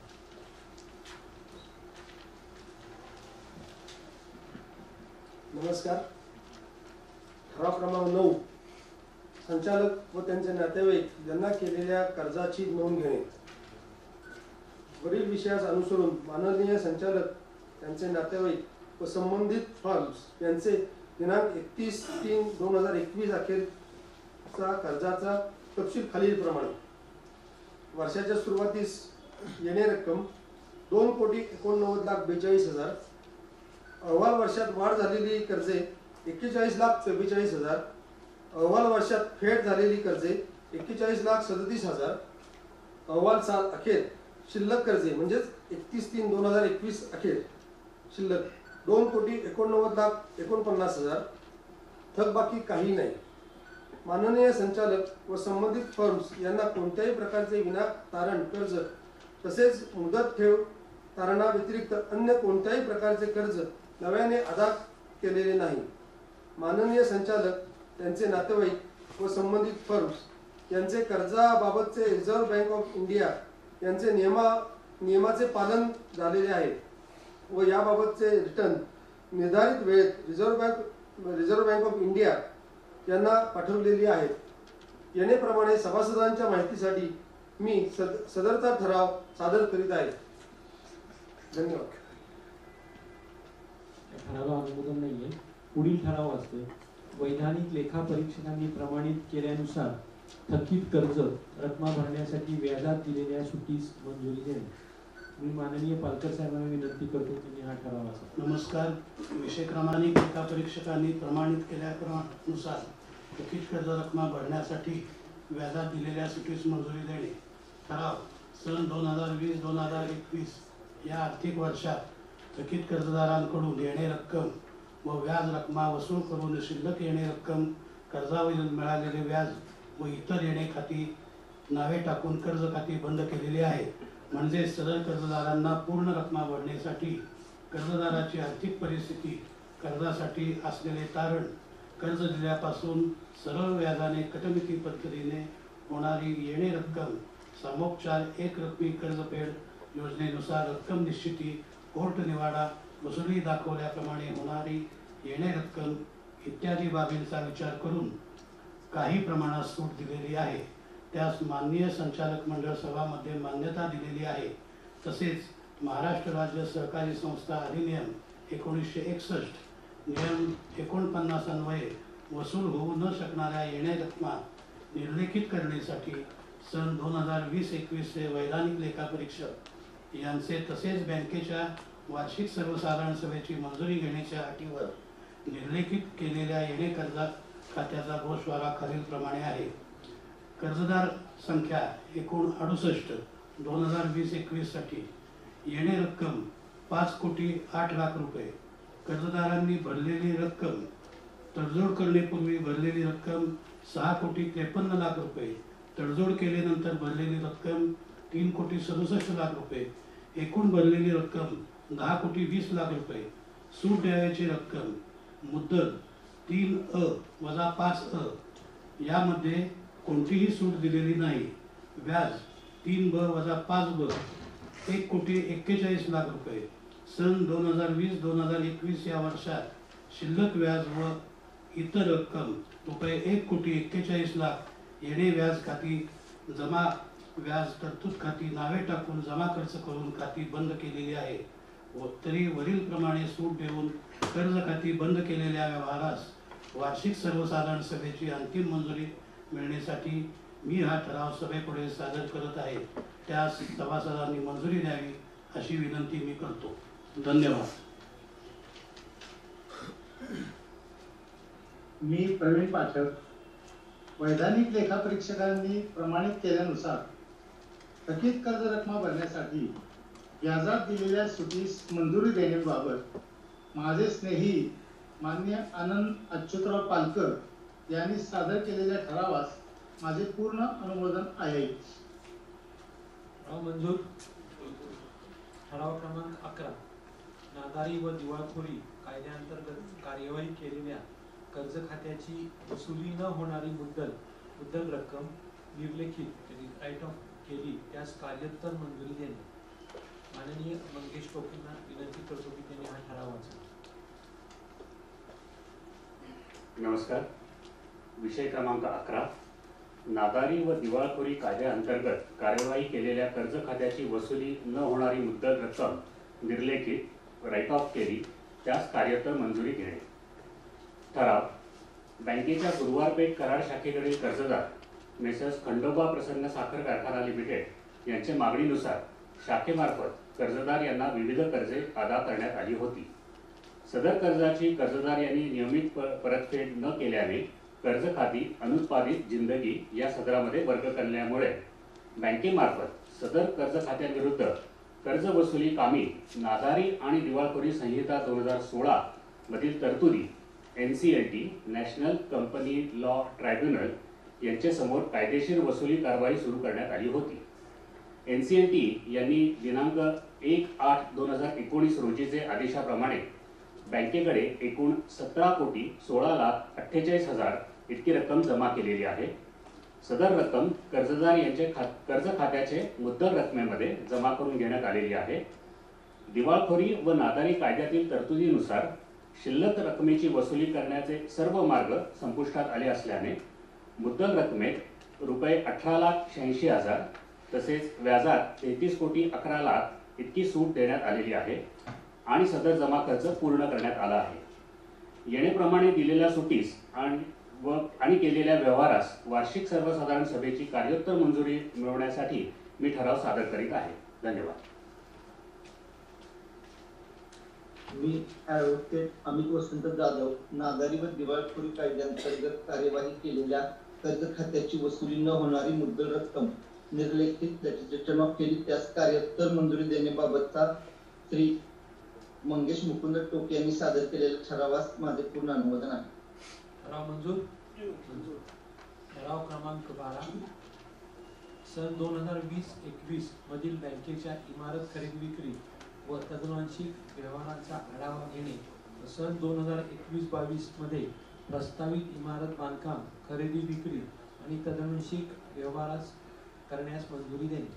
मी माननीय अशोक शिंदे सरांना विनंती करतो की त्यांनी हा ठराव वाचा. नमस्कार. विषय क्रमांक 12, सन 2020-2021 मधील बँकेच्या इमारत खरेदी विक्री व तदअनुषंगिक व्यवहारांचा आढावा घेणे व सन 2021-2022 मध्ये प्रस्तावित इमारत बांधकाम खरेदी विक्री व तदअनुषंगिक व्यवहार करण्यास मंजुरी देणे. ठराव. सन 2020-2021 मधील बँकेच्या इमारत खरेदी विक्री व तदअनुषंगिक व्यवहाराचा आढावा. सन 2020-2021 मध्ये बँकेच्या इमारती विषयक खरेदी विक्री अनुषंगिक कोणतेही व्यवहार करण्यात आलेले नाही. नंबर 2, मुख्य कार्यालय इमारत सिव्हिल इंटेरियर वर्क बँकेच्या दिनांक 22/9/2019 रोजीच्या वार्षिक सर्वसाधारण सभा विषय क्रमांक 11 नुसार मुख्य कार्यालय इमारत येथील सिव्हिल व इंटेरियर कामासाठी अंदाजित खर्च 1,10,00,000 प्लस GST यास मंजुरी देण्यात आलेली होती. त्यास अनुसरून मुख्य कार्यालय संरक्षण भिंत सिव्हिल वर्क, कॅफेटेरिया नूतनीकरण, शताब्दी हॉल दुरुस्ती, रंगकाम, फर्निचर वर्क, इलेक्ट्रिफिकेशन, लोखंडी रॅक खरेदी इत्यादी कामे पूर्ण करण्यात आली असून त्यासाठी झालेला रुपये 1,08,46,230 प्लस GST रुपये 19,52,321 असा एकूण खर्च 1,27,58,551 नुसारचा जमा खर्च पूर्ण करण्यात आलेला आहे. ब. सन 2021-2022 मध्ये या अनुषंगाने कोणताही नवीन व्यवहार प्रस्तावित नाही. वरीलप्रमाणे सन 2020-2021 मधील केलेल्या सिव्हिल व इंटेरियर कामाच्या खर्चास व केलेल्या जमा खर्चास मंजुरी मिळण्यासाठी मी हा ठराव सभेपुढे सादर करीत आहे. तरी या ठरावास सभासदांनी मान्यता द्यावी अशी मी विनंती करतो. धन्यवाद.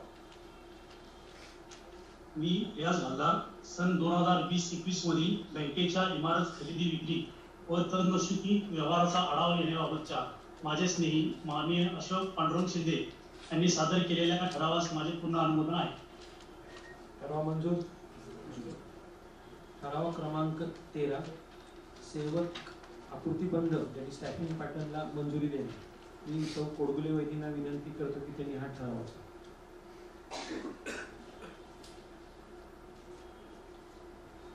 नमस्कार. विषय क्रमांक 13 सेवक आकृतीबंध म्हणजे स्टाफिंग पॅटर्नला मंजुरी देणे. ठराव. गत 4 वर्षात एकूण 118 सेवक सेवानिवृत्ती, राजीनामा, मृत्यू इत्यादी कारणांमुळे कमी झालेले आहेत. तसेच सेवक सेवानिवृत्त झाल्याने सध्याच्या सेवकामधील काही सेवकांना बढती दिली आहे. परिणामी लिपिक, शिपाई, वाहन चालक व सुरक्षा रक्षक अशा विविध श्रेणीतील पदे रिक्त झाल्यामुळे बँकेस मनुष्यबळाची गरज भासत आहे. तसेच मार्च 2025 पर्यंत 110 सेवक सेवानिवृत्त होणार आहेत. म्हणजे जवळपास 200हून अधिक सेवक कमी झाल्याने सेवकांची कमतरता भासणार आहे. माननीय सहकार आयुक्त व निबंधक महाराष्ट्र राज्य पुणे यांचे परिपत्रकीय सूचनानुसार नोकर भरतीसाठी स्टाफिंग पॅटर्न तयार केलेला आहे. तसेच परिपत्रकामधील प्रति कर्मचारी व्यवसाय, प्रति कर्मचारी नफा व सेवक खर्चाचे खेळत्या भांडवलाशी प्रमाण इत्यादी सर्व निकषांची पूर्तता बँक करत आहे. परिपत्रकातील सूचनानुसार कर्मचाऱ्यांच्या कामाचे मोजमाप केले असता ऑगस्ट 2021 अखेर अधिकारी श्रेणीमध्ये 29, लिपिक श्रेणीमध्ये 143 आणि चतुर्थ श्रेणीमध्ये 42 सेवकांची अशी एकूण 214 सेवकांची कमतरता आहे. राज्य शासनाचे भाग भांडवल स्वरूपात गुंतवणूक असेल अशाच सहकारी संस्था किंवा जिल्हा मध्यवर्ती सहकारी बँकेस राज्य शासनाचा आरक्षण अधिनियम लागू होतो. परंतु आपल्या बँकेमध्ये शासनाची भाग भांडवल गुंतवणूक नाही. त्यामुळे बँकेस आरक्षणाचा नियम लागू होत नाही. त्यामुळे अपेक्षित वाढीव पदे ही सन 2024 अखेर सेवक सेवानिवृत्त होत जातील त्याप्रमाणे गरजेनुरूप उमेदवारांची भरती केली जाईल. बँकेची मनुष्यबळाची गरज विचारात घेऊन स्टाफिंग पॅटर्नमध्ये सुधारणा करण्यात येईल. तरी वरीलप्रमाणे एकूण 986 पदांचा तयार केलेला नवीन स्टाफिंग पॅटर्न वार्षिक सर्वसाधारण सभेपुढे मंजुरीसाठी मी सादर करीत आहे.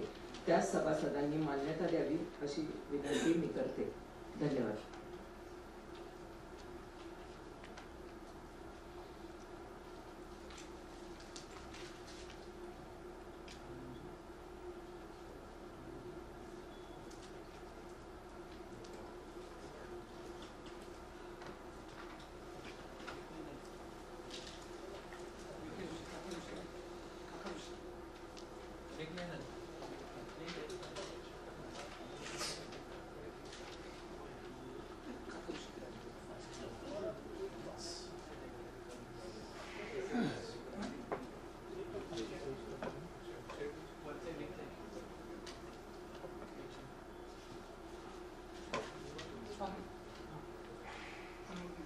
अनुमोदन.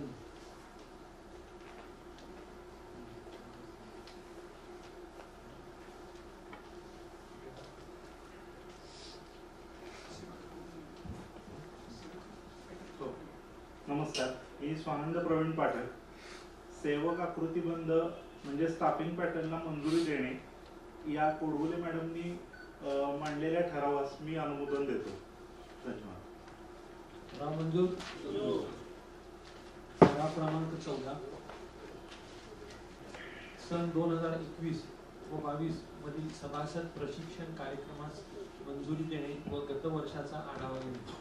माननीय अनिल सुरेश इनामदार यांना विनंती करतो की त्यांनी हा ठराव वाचावा. नमस्कार. विषय क्रमांक 14 सन 2021-22 मधील सभासद प्रशिक्षण कार्यक्रमास मंजुरी देणे व गत वर्षाचा आढावा घेणे. ठराव. बँकेत बँकेचे मार्च 2021 अखेर एकूण 76,131 सभासद आहेत. बँकेचे कार्यक्षेत्र सातारा, सांगली, पुणे, सोलापूर, कोल्हापूर, रत्नागिरी व रायगड या जिल्ह्यातील नागरी, निमनागरी केंद्रे आणि त्या केंद्राभोवतीच्या 10 किलोमीटर परिसरातील ग्रामीण भाग व नवी मुंबई महानगर व तिची उपनगरे या ठिकाणी आहेत. सन 2021-22 मधील सभासद प्रशिक्षण कार्यक्रम 97वी घटना दुरुस्तीमधील तरतूद व बँकेच्या पोटनियमानुसार बँकेच्या सभासदांसाठी शिक्षण व प्रशिक्षण कार्यक्रमाचा आराखडा वार्षिक सर्वसाधारण सभेपुढे सादर करून मंजुरी घेणे आवश्यक आहे. परंतु 2020 पासून कोरोना विषाणू संसर्गाची सुरुवात झाली. या अनुषंगाने वेळोवेळी जाहीर होणारे लॉकडाऊन तसेच संसर्गाच्या वाढत्या प्रादुर्भावामुळे केंद्र व राज्य सरकारने कडक निर्बंध घातलेले होते. त्यामुळे सार्वजनिक कार्यक्रम, मेळावे, सभा इत्यादी कार्यक्रमांना केंद्र व राज्य सरकारने स्थगिती दिलेली आहे. निर्बंध असल्याने कोरोना संसर्गाची भीती लक्षात घेता चालू वर्षात निश्चित नियोजन करणे शक्य नाही. कोरोना नियंत्रणात आल्यास व शासकीय निर्बंध शिथिल झाल्यास मान्य संचालक मंडळाचे पूर्व परवानगीने प्रशिक्षण कार्यक्रमाचे आयोजन करण्यात येईल. गत वर्षातील सभासद प्रशिक्षण कार्यक्रमाचा आढावा. मार्च 2020 पासून कोरोना संसर्गाच्या वाढत्या प्रादुर्भावामुळे सार्वजनिक कार्यक्रम, मेळावे, सभा इत्यादी कार्यक्रमांना केंद्र व राज्य सरकारने स्थगिती दिलेली असल्यामुळे सन 2020-21 या कालावधीमधील बँकेच्या सन्माननीय सभासदांसाठी प्रशिक्षण कार्यक्रमाचे आयोजन करणे शक्य झालेले नाही. वरील प्रमाणे सभासदांच्या माहितीसाठी सदरचा ठराव मी सादर करीत आहे. धन्यवाद. मी तनय दिलीप जाधव सन 2021-22 मधील सभासद प्रशिक्षण कार्यक्रमात मंजुरी देणे व गट वर्षाचा आढावा घेण्याबाबत माननीय अनिल सुरेश इनामदार यांनी सादर केलेल्या ठरावास माझे पूर्ण अनुमोदन आहे. ठराव मंजूर. ठराव क्रमांक 15 वार्षिक सर्वसाधारण सभेस अनुपस्थित असणाऱ्या सभासदांच्या रजेस मान्यता देणे. मी माननीय प्रकाशराव पाटील यांना विनंती करतो की त्यांनी हा ठराव वाचावा. नमस्कार. विषय क्रमांक 15 वार्षिक सर्वसाधारण सभेस अनुपस्थित असणाऱ्या सभासदांच्या रजेस मान्यता देणे. ठराव. बँकेच्या 104व्या वार्षिक सर्वसाधारण सभेस अनुपस्थित असणाऱ्या सभासदांच्या रजेस मान्यता देण्याचा असा ठराव मी सभेच्या मंजुरीसाठी मांडतो. धन्यवाद.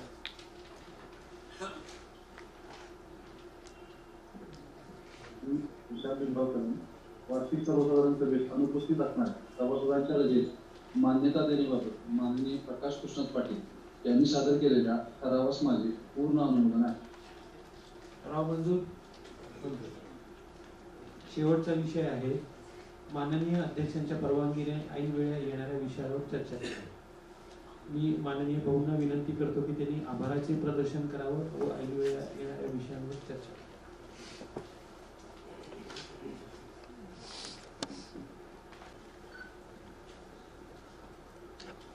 सर्व अर्बन कुटुंबातील सभासद, सेवक, संचालक, खातेदार आणि आपली ॲन्युअल जनरल हे करत असताना सभासदांनाही प्रश्न विचारायचे असतात. ज्या वेळेला समक्ष मीटिंग होते दरवर्षी जशी होत होती तशी समोरच्या समोर उभं राहून माणसं लगेच प्रश्न विचारू शकत होते आणि ती उणीव आपल्याला नक्कीच भासणार. परंतु तसं होऊ नये, कारण सभासदांचेही प्रश्न असतात, त्यांनाही उत्तरं पाहिजे असतात, त्यांच्या शंका असतात, त्याच्यातून काही चांगल्या सुधारणा सुचवण्यासाठी सुद्धा त्यांचे काही सूचना असतात. काही लोकांना झालेल्या कामाबद्दल काही प्रश्न जसे असतात तसं अभिनंदनही करायचं असतं, आभारी मानायचे असतात, कौतुकही करायचं असतं. या सगळ्या संधी या पद्धतीच्या याच्यामध्ये जाऊ नयेत म्हणून आपण अहवालामध्येच असं म्हणलं होतं की ज्यांना प्रश्न विचारायचे असतील त्याने अगोदर प्रश्न जर पाठवले तर त्याची आम्ही उत्तरं देऊ. ऑनलाईन सुद्धा काही लोकांनी प्रश्न आता पाठवलेले आहेत, संख्या बरीच आहे. परंतु मी एवढंच सांगतो की यातल्या प्रत्येक माणसाचा जो प्रश्न असेल त्याचं उत्तर लेखी स्वरूपामध्ये आपल्या हेड ऑफिसमधनं त्यांना नक्की मिळेल. काही प्रश्न थोडे चर्चात्मक आहेत, त्या बाबतीमध्ये मी आता लगेच खुलासा करतोय. बहुतेक सगळे प्रश्न जे आहेत त्याची उत्तरं आजच्या सभेमधनं अहवालामधनं मिळालेलीच आहेत.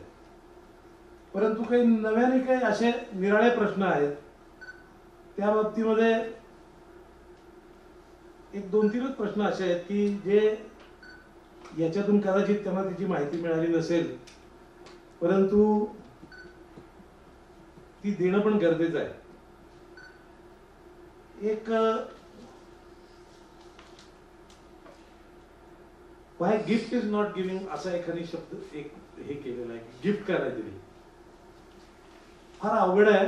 गिफ्ट देणंही अवघड आहे, गिफ्ट पोहोचवणंही अवघड आहे, आणि आजच्या परिस्थितीमध्ये तर अगदीच अशक्य आहे. म्हणून ते दिलेले नाही. जेव्हा शक्य होतं तेव्हा आपण देत होतो, परंतु वाईट वाटून घेऊ नका, बँक उत्तम चालली आहे, गिफ्ट वरती बँक कशी चालली हे काही ठरत नाही.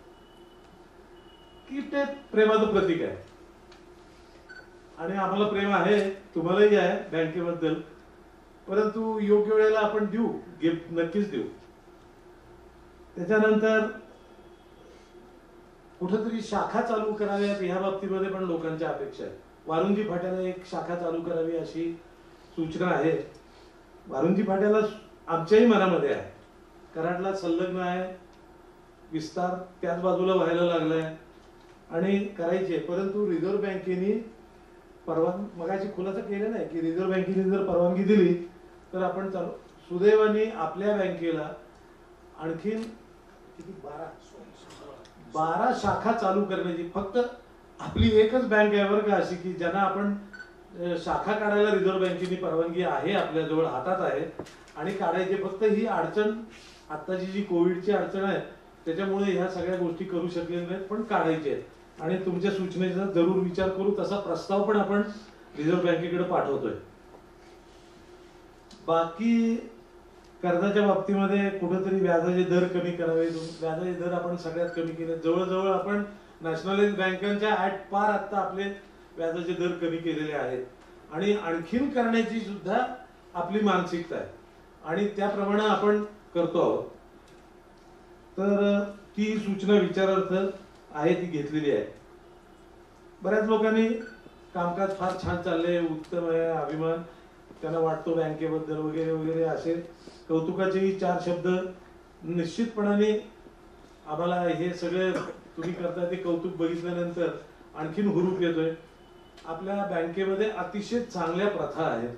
आपल्या बँकेबद्दल समाजामध्ये एक प्रकारचा लोकांच्या मनामध्ये विश्वास आहे की या बँकेमध्ये कसल्याही प्रकारचा गैरव्यवहार नाही, अपहार नाही, आणखीन कामं मेरिटवरती होतात, आणखीन कसल्याही प्रकारची त्या याच्यामध्ये माहिती दडवणं किंवा न सांगणं, लोकांच्या पर्यंत पोहोचवणं वगैरे असले प्रकार नाही आहेत. आणि त्याचाही उल्लेख काही लोकांनी त्यांच्या ह्याच्यामध्ये दिलेला आहे, आणि त्यासाठी त्यांनी आभार मानले. मी असं चांगुलपणा व्यक्त करून हे मान्य करणारे लोक किंवा हे लोकांच्या समोर सांगणाऱ्या लोकांचं सुद्धा मी अभिनंदन करतो, त्यांचेही मी आभार मानतो. आणि शिवाय पत्रातूनही आपल्याला ते मिळतील. बाकी खास असं कुठेही हे नाही आहे की आरोप म्हणा किंवा तक्रार अशा स्वरूपाचं काही आलेलं नाही. जवळजवळ 60 अशा पद्धतीची निर्णय लोकांनी ऑनलाईन किंवा लेखी हे दिलंय. सगळ्यात महत्वाचं डिव्हिडंडच्या बाबतीमध्ये एक महत्वाचा प्रश्न आहे की डिव्हिडंड या वर्षी देणार का, तर देणार ते आपण सांगितलंच आहे. आता 5% बाबतीमध्ये त्याचाही खुलासा केलेला आहे. चांगली बँक चालणार, पुढच्या वर्षी याच्यापेक्षा चांगला नफा मिळेल, जसा नफा होईल त्या प्रमाणामध्ये डिव्हिडंडही वाढला जाईल. डिव्हिडंड हा नफ्याशी संबंधित असतो आणि परवानगीशी संबंधित असतो. दोन्ही गोष्टी याचं आपण लक्ष ठेवून त्या पद्धतीने चाललेलं आहे. पूर्वी कधीतरी एक 4-8 लोक असे होते की ज्यांनी तक्रारी केल्या होत्या बँकेबद्दल, आणखीन जरा थोडा गदारोळ केला होता, त्याचा परिणामही बँकेवरती झाला होता. आणि त्यावेळेला त्या लोकांना आपण उत्तरही दिली होती. परंतु त्यातल्याच काही लोकांनी जाणीवपूर्वक ह्या वेळेला लेखी कळवलंय की आमची काहीही तक्रार नाही आणि आमचा तुम्ही चाललेल्या कामकाजाला पाठिंबा आहे, आणखीन तुमचं आम्ही अभिनंदन करतो. ही एक फार महत्वाची गोष्ट आहे. आमच्यात सुधारणा आम्ही नक्की करायला पाहिजे हे बरोबर आहे, परंतु जर कुणी गैरअर्थ काढून किंवा गैरसमजुतीने जर काही विचार केले असतील आणि त्यांना जर ते पटलेलं असेल की बाबा आपण चुकलोय, तर त्यांची चूक पण लक्षात घेतली पाहिजे आणि त्यांनी ती मान्य केली हे सगळ्यात महत्वाचं आहे. त्यामुळं तो विषय त्यांच्या दृष्टिकोनातून त्यांनी संपुष्टात आणलेला आहे. आपल्या दृष्टिकोनातून जे काही नुकसान झालंय ते आपण सोचतोय. टीव्ही त्यावेळेला कमी झाल्या, लोकांचा थोडासा गैरसमज पण निर्माण झाला, काही वर्तमानपत्रातून, काही वेळेला चुकीच्या वर्तमानपत्रातूनच नव्हे परंतु मीडियामधून सुद्धा काही वेळेला चुकीच्या बातम्या प्रसिद्ध झाल्या आणि त्या बाबतीमध्ये अतिशय उच्च स्तरावरती काही चांगल्या पदावरती असलेल्या माणसांनी सुद्धा गैरसमजुतीने त्यावेळेला आपल्याला आपल्या नावाचा उल्लेख करून असा थोडासा प्रसार केल्यासारखं बोलले, परंतु त्यांनाही त्या बाबतीमध्ये नंतर समजल्यानंतर काही नावातलं साम्य जे होतं त्याचाही काही परिणाम झाला होता, त्यांनी माफी मागितलेली आहे. परंतु एकूण कुणालाही आपल्या बँकेबद्दलचं काहीही सांगितलेलं चुकीचं सांगितलेलं पटलेलं नाही आणि त्यामुळं आपल्या बँकेची प्रगती होत चालली. मला आज आभार मानण्याचं जे काम आहे त्या याच्यामध्ये एक महत्वाची गोष्ट आपल्या सगळ्यांच्या नजरेसमोर आणायची आहे आणि ती म्हणजे एक बँकिंग क्षेत्रामध्ये फार मोठे बदल व्हायला लागले आणि हे रिझर्व्ह बँक करते. रिझर्व्ह बँक करते. सरकारला पण तशी इच्छा आहे की सहकारी बँका या अतिशय उत्तम चालल्या पाहिजेत आणि त्या खऱ्या अर्थानं सहकारी असल्या पाहिजेत आणि त्या दृष्टिकोनातून एक आमूलाग्र बदल या 2 वर्षामध्ये व्हायला लागलेले आहेत. ते जे आमूलाग्र बदल आहेत त्याच्यामध्ये बंधनं वाढत आहेत. बँकांना शिस्त लावण्यासाठी म्हणून बँकांच्याकडून कशा पद्धतीनं कामकाज चाललं पाहिजे या बाबतीमध्ये नियम व्हायला लागले. त्यातला आणखीन एक भाग मगाशी अध्यक्षांनी सांगितलं त्या याच्यामध्ये एक बोर्ड ऑफ मॅनेजमेंट म्हणून आणखीन एक ह्या बोर्डाबरोबर एक लक्ष ठेवणारी रिझर्व्ह बँकेला त्यांची जी ऑब्झर्वेशन्स असतील ती सांगणारी एक डायरेक्ट यंत्रणा म्हणून त्यांनी एक बोर्ड ऑफ मॅनेजमेंटची स्थापना करण्याचा कायदा केला आणि आपण ते याच्याप्रमाणे ते सगळं केलेलं आहे आणि व्यवस्थित चाललंय. त्या पद्धतीनं रिझर्व्ह बँकेनं सूचना ज्या दिलेल्या आहेत त्यांचं पालन करायचा आपण 100% प्रयत्न करतो. दुसरी एक सगळ्यात महत्वाची जी गोष्ट आहे ती म्हणजे आपल्या बँकेला टायर जे निरनिराळे 4 केले मगाशी सांगितलं, मला वाटतं गोखले सरांनी सांगितलं, त्या याच्यामध्ये आपला 3 नंबरचा टायर आहे आणि 1 आणि 2 ही अवघड परिस्थितीमध्ये या बँका असतील आणि 3 आणि 4 पैकी 3 नंबरची 3 टायर मधली जी बँक आहे म्हणजे बहुतेक मेजॉरिटी 99% बँका या 3 याच्यामध्ये जातात. त्यापैकी फक्त 12 ते 15% बँका टायर 3 मध्ये आहेत आणि आपण त्यामध्ये आहोत आणि 1 नंबरचं जे आहे त्याच्यामध्ये 3 का 4च बँका आहेत संबंध महाराष्ट्रामध्ये. परंतु ह्या ज्या 3 टायर 3 मध्ये असलेल्या बँका आहेत या बँकांना रिझर्व्ह बँकेने पूर्णपणे सवलती द्यायचं ठरवलंय, त्यांना वाढायला द्यायचं ठरवलंय आणि ह्या सगळ्याचं कारण म्हणजे गेल्या 25 वर्षामध्ये आपल्या संचालक मंडळाने जे वेळोवेळी निर्णय घेतले, आकार वाढवला. आपण 2 बँका आपल्या ह्याच्यामध्ये मर्ज करून घेतल्या, पार्श्वनाथ आणखीन अजिंक्य ताराच्या दोन्ही बँका. ह्या सगळ्याचा परिणाम असा झाला की आपला एक आकार लक्षणीय झाला, वाढला. आज 62 बँका, 62 ब्रँचेस, आपल्या ठेवी, आपला एकूण व्यवहार हे लक्षात जर घेतलं तर आज अशी योग्य बदलाच्या वेळेला आपली साईज आणि परिस्थिती आहे की ह्या परिस्थितीमध्ये आज रिझर्व्ह बँक त्यांच्या मनामध्ये जे आहे की कुठल्या बँका असल्या पाहिजेत, त्या कशा चालल्या पाहिजेत, अशा ज्या त्यांच्या दृष्टिकोनातून ज्या बँकांचं त्यांनी कॅटेगरी ठरवली त्यामध्ये आपण बसलेलो आहोत. त्यामुळं एक भविष्यकाळ अतिशय उज्ज्वल असणार आहे. आपल्याला ब्रँचेस काढायला येतील, आपल्यावरची बंधनं कमी होतील, आपल्याला निरनिराळ्या परवानग्या मिळतील आणि आपण नॅशनलाइज बँकांच्या बरोबर, कमर्शियल बँकांच्या बरोबर आपल्या बँकांचं कामकाज करू शकू. आणि मग हे ज्या वेळेला आपण करायला लागतो त्यावेळेला आपल्या मनाने बँकेचा आकार वाढतो, बँकेशी अनेक लोक जोडले जातात आणि ती संधी आपल्याला आलेली आहे. परंतु ह्याच्यासाठी गेल्या 25 वर्षाचा इतिहास आहे. गेल्या 25 वर्षामध्ये हे सगळे आपण अतिशय विचारपूर्वक धाडसी निर्णय घेतले आणि कधी प्रवाहामध्ये वाहत जाऊन चुकीच्या गोष्टी आपण केल्या नाहीत. चुकीच्या गोष्टी खूप होत्या. त्यावेळेला बरेच वेळेला असं प्रलोभन पण असायचं की हे जर केलं तर आपण ह्या इतर बँकांच्या पेक्षा तुलनात्मक आपण स्पर्धेमध्ये कदाचित मागं पडू.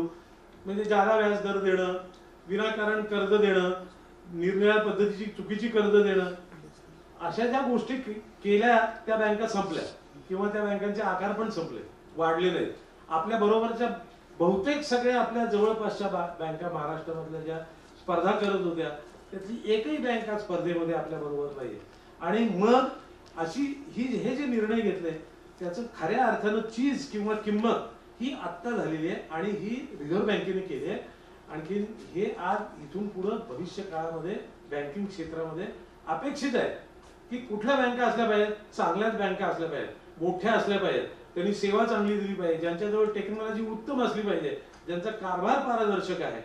अशा पद्धतीनं फारसं महत्व त्यांनी नफा किती मिळवतात ह्याला दिलेलं नाही, परंतु कामकाज कशी क्वालिटीचं देताय तुम्ही, किती चांगल्या पद्धतीनं करताय, किती समाजापर्यंत तुम्ही जाऊन पोहोचताय, ह्या गोष्टीकडे त्यांनी आपल्याला भर दिलेली आहे आणि त्यामध्ये आपण पास झालेलो आणि म्हणून आपण टिकणार आहोत.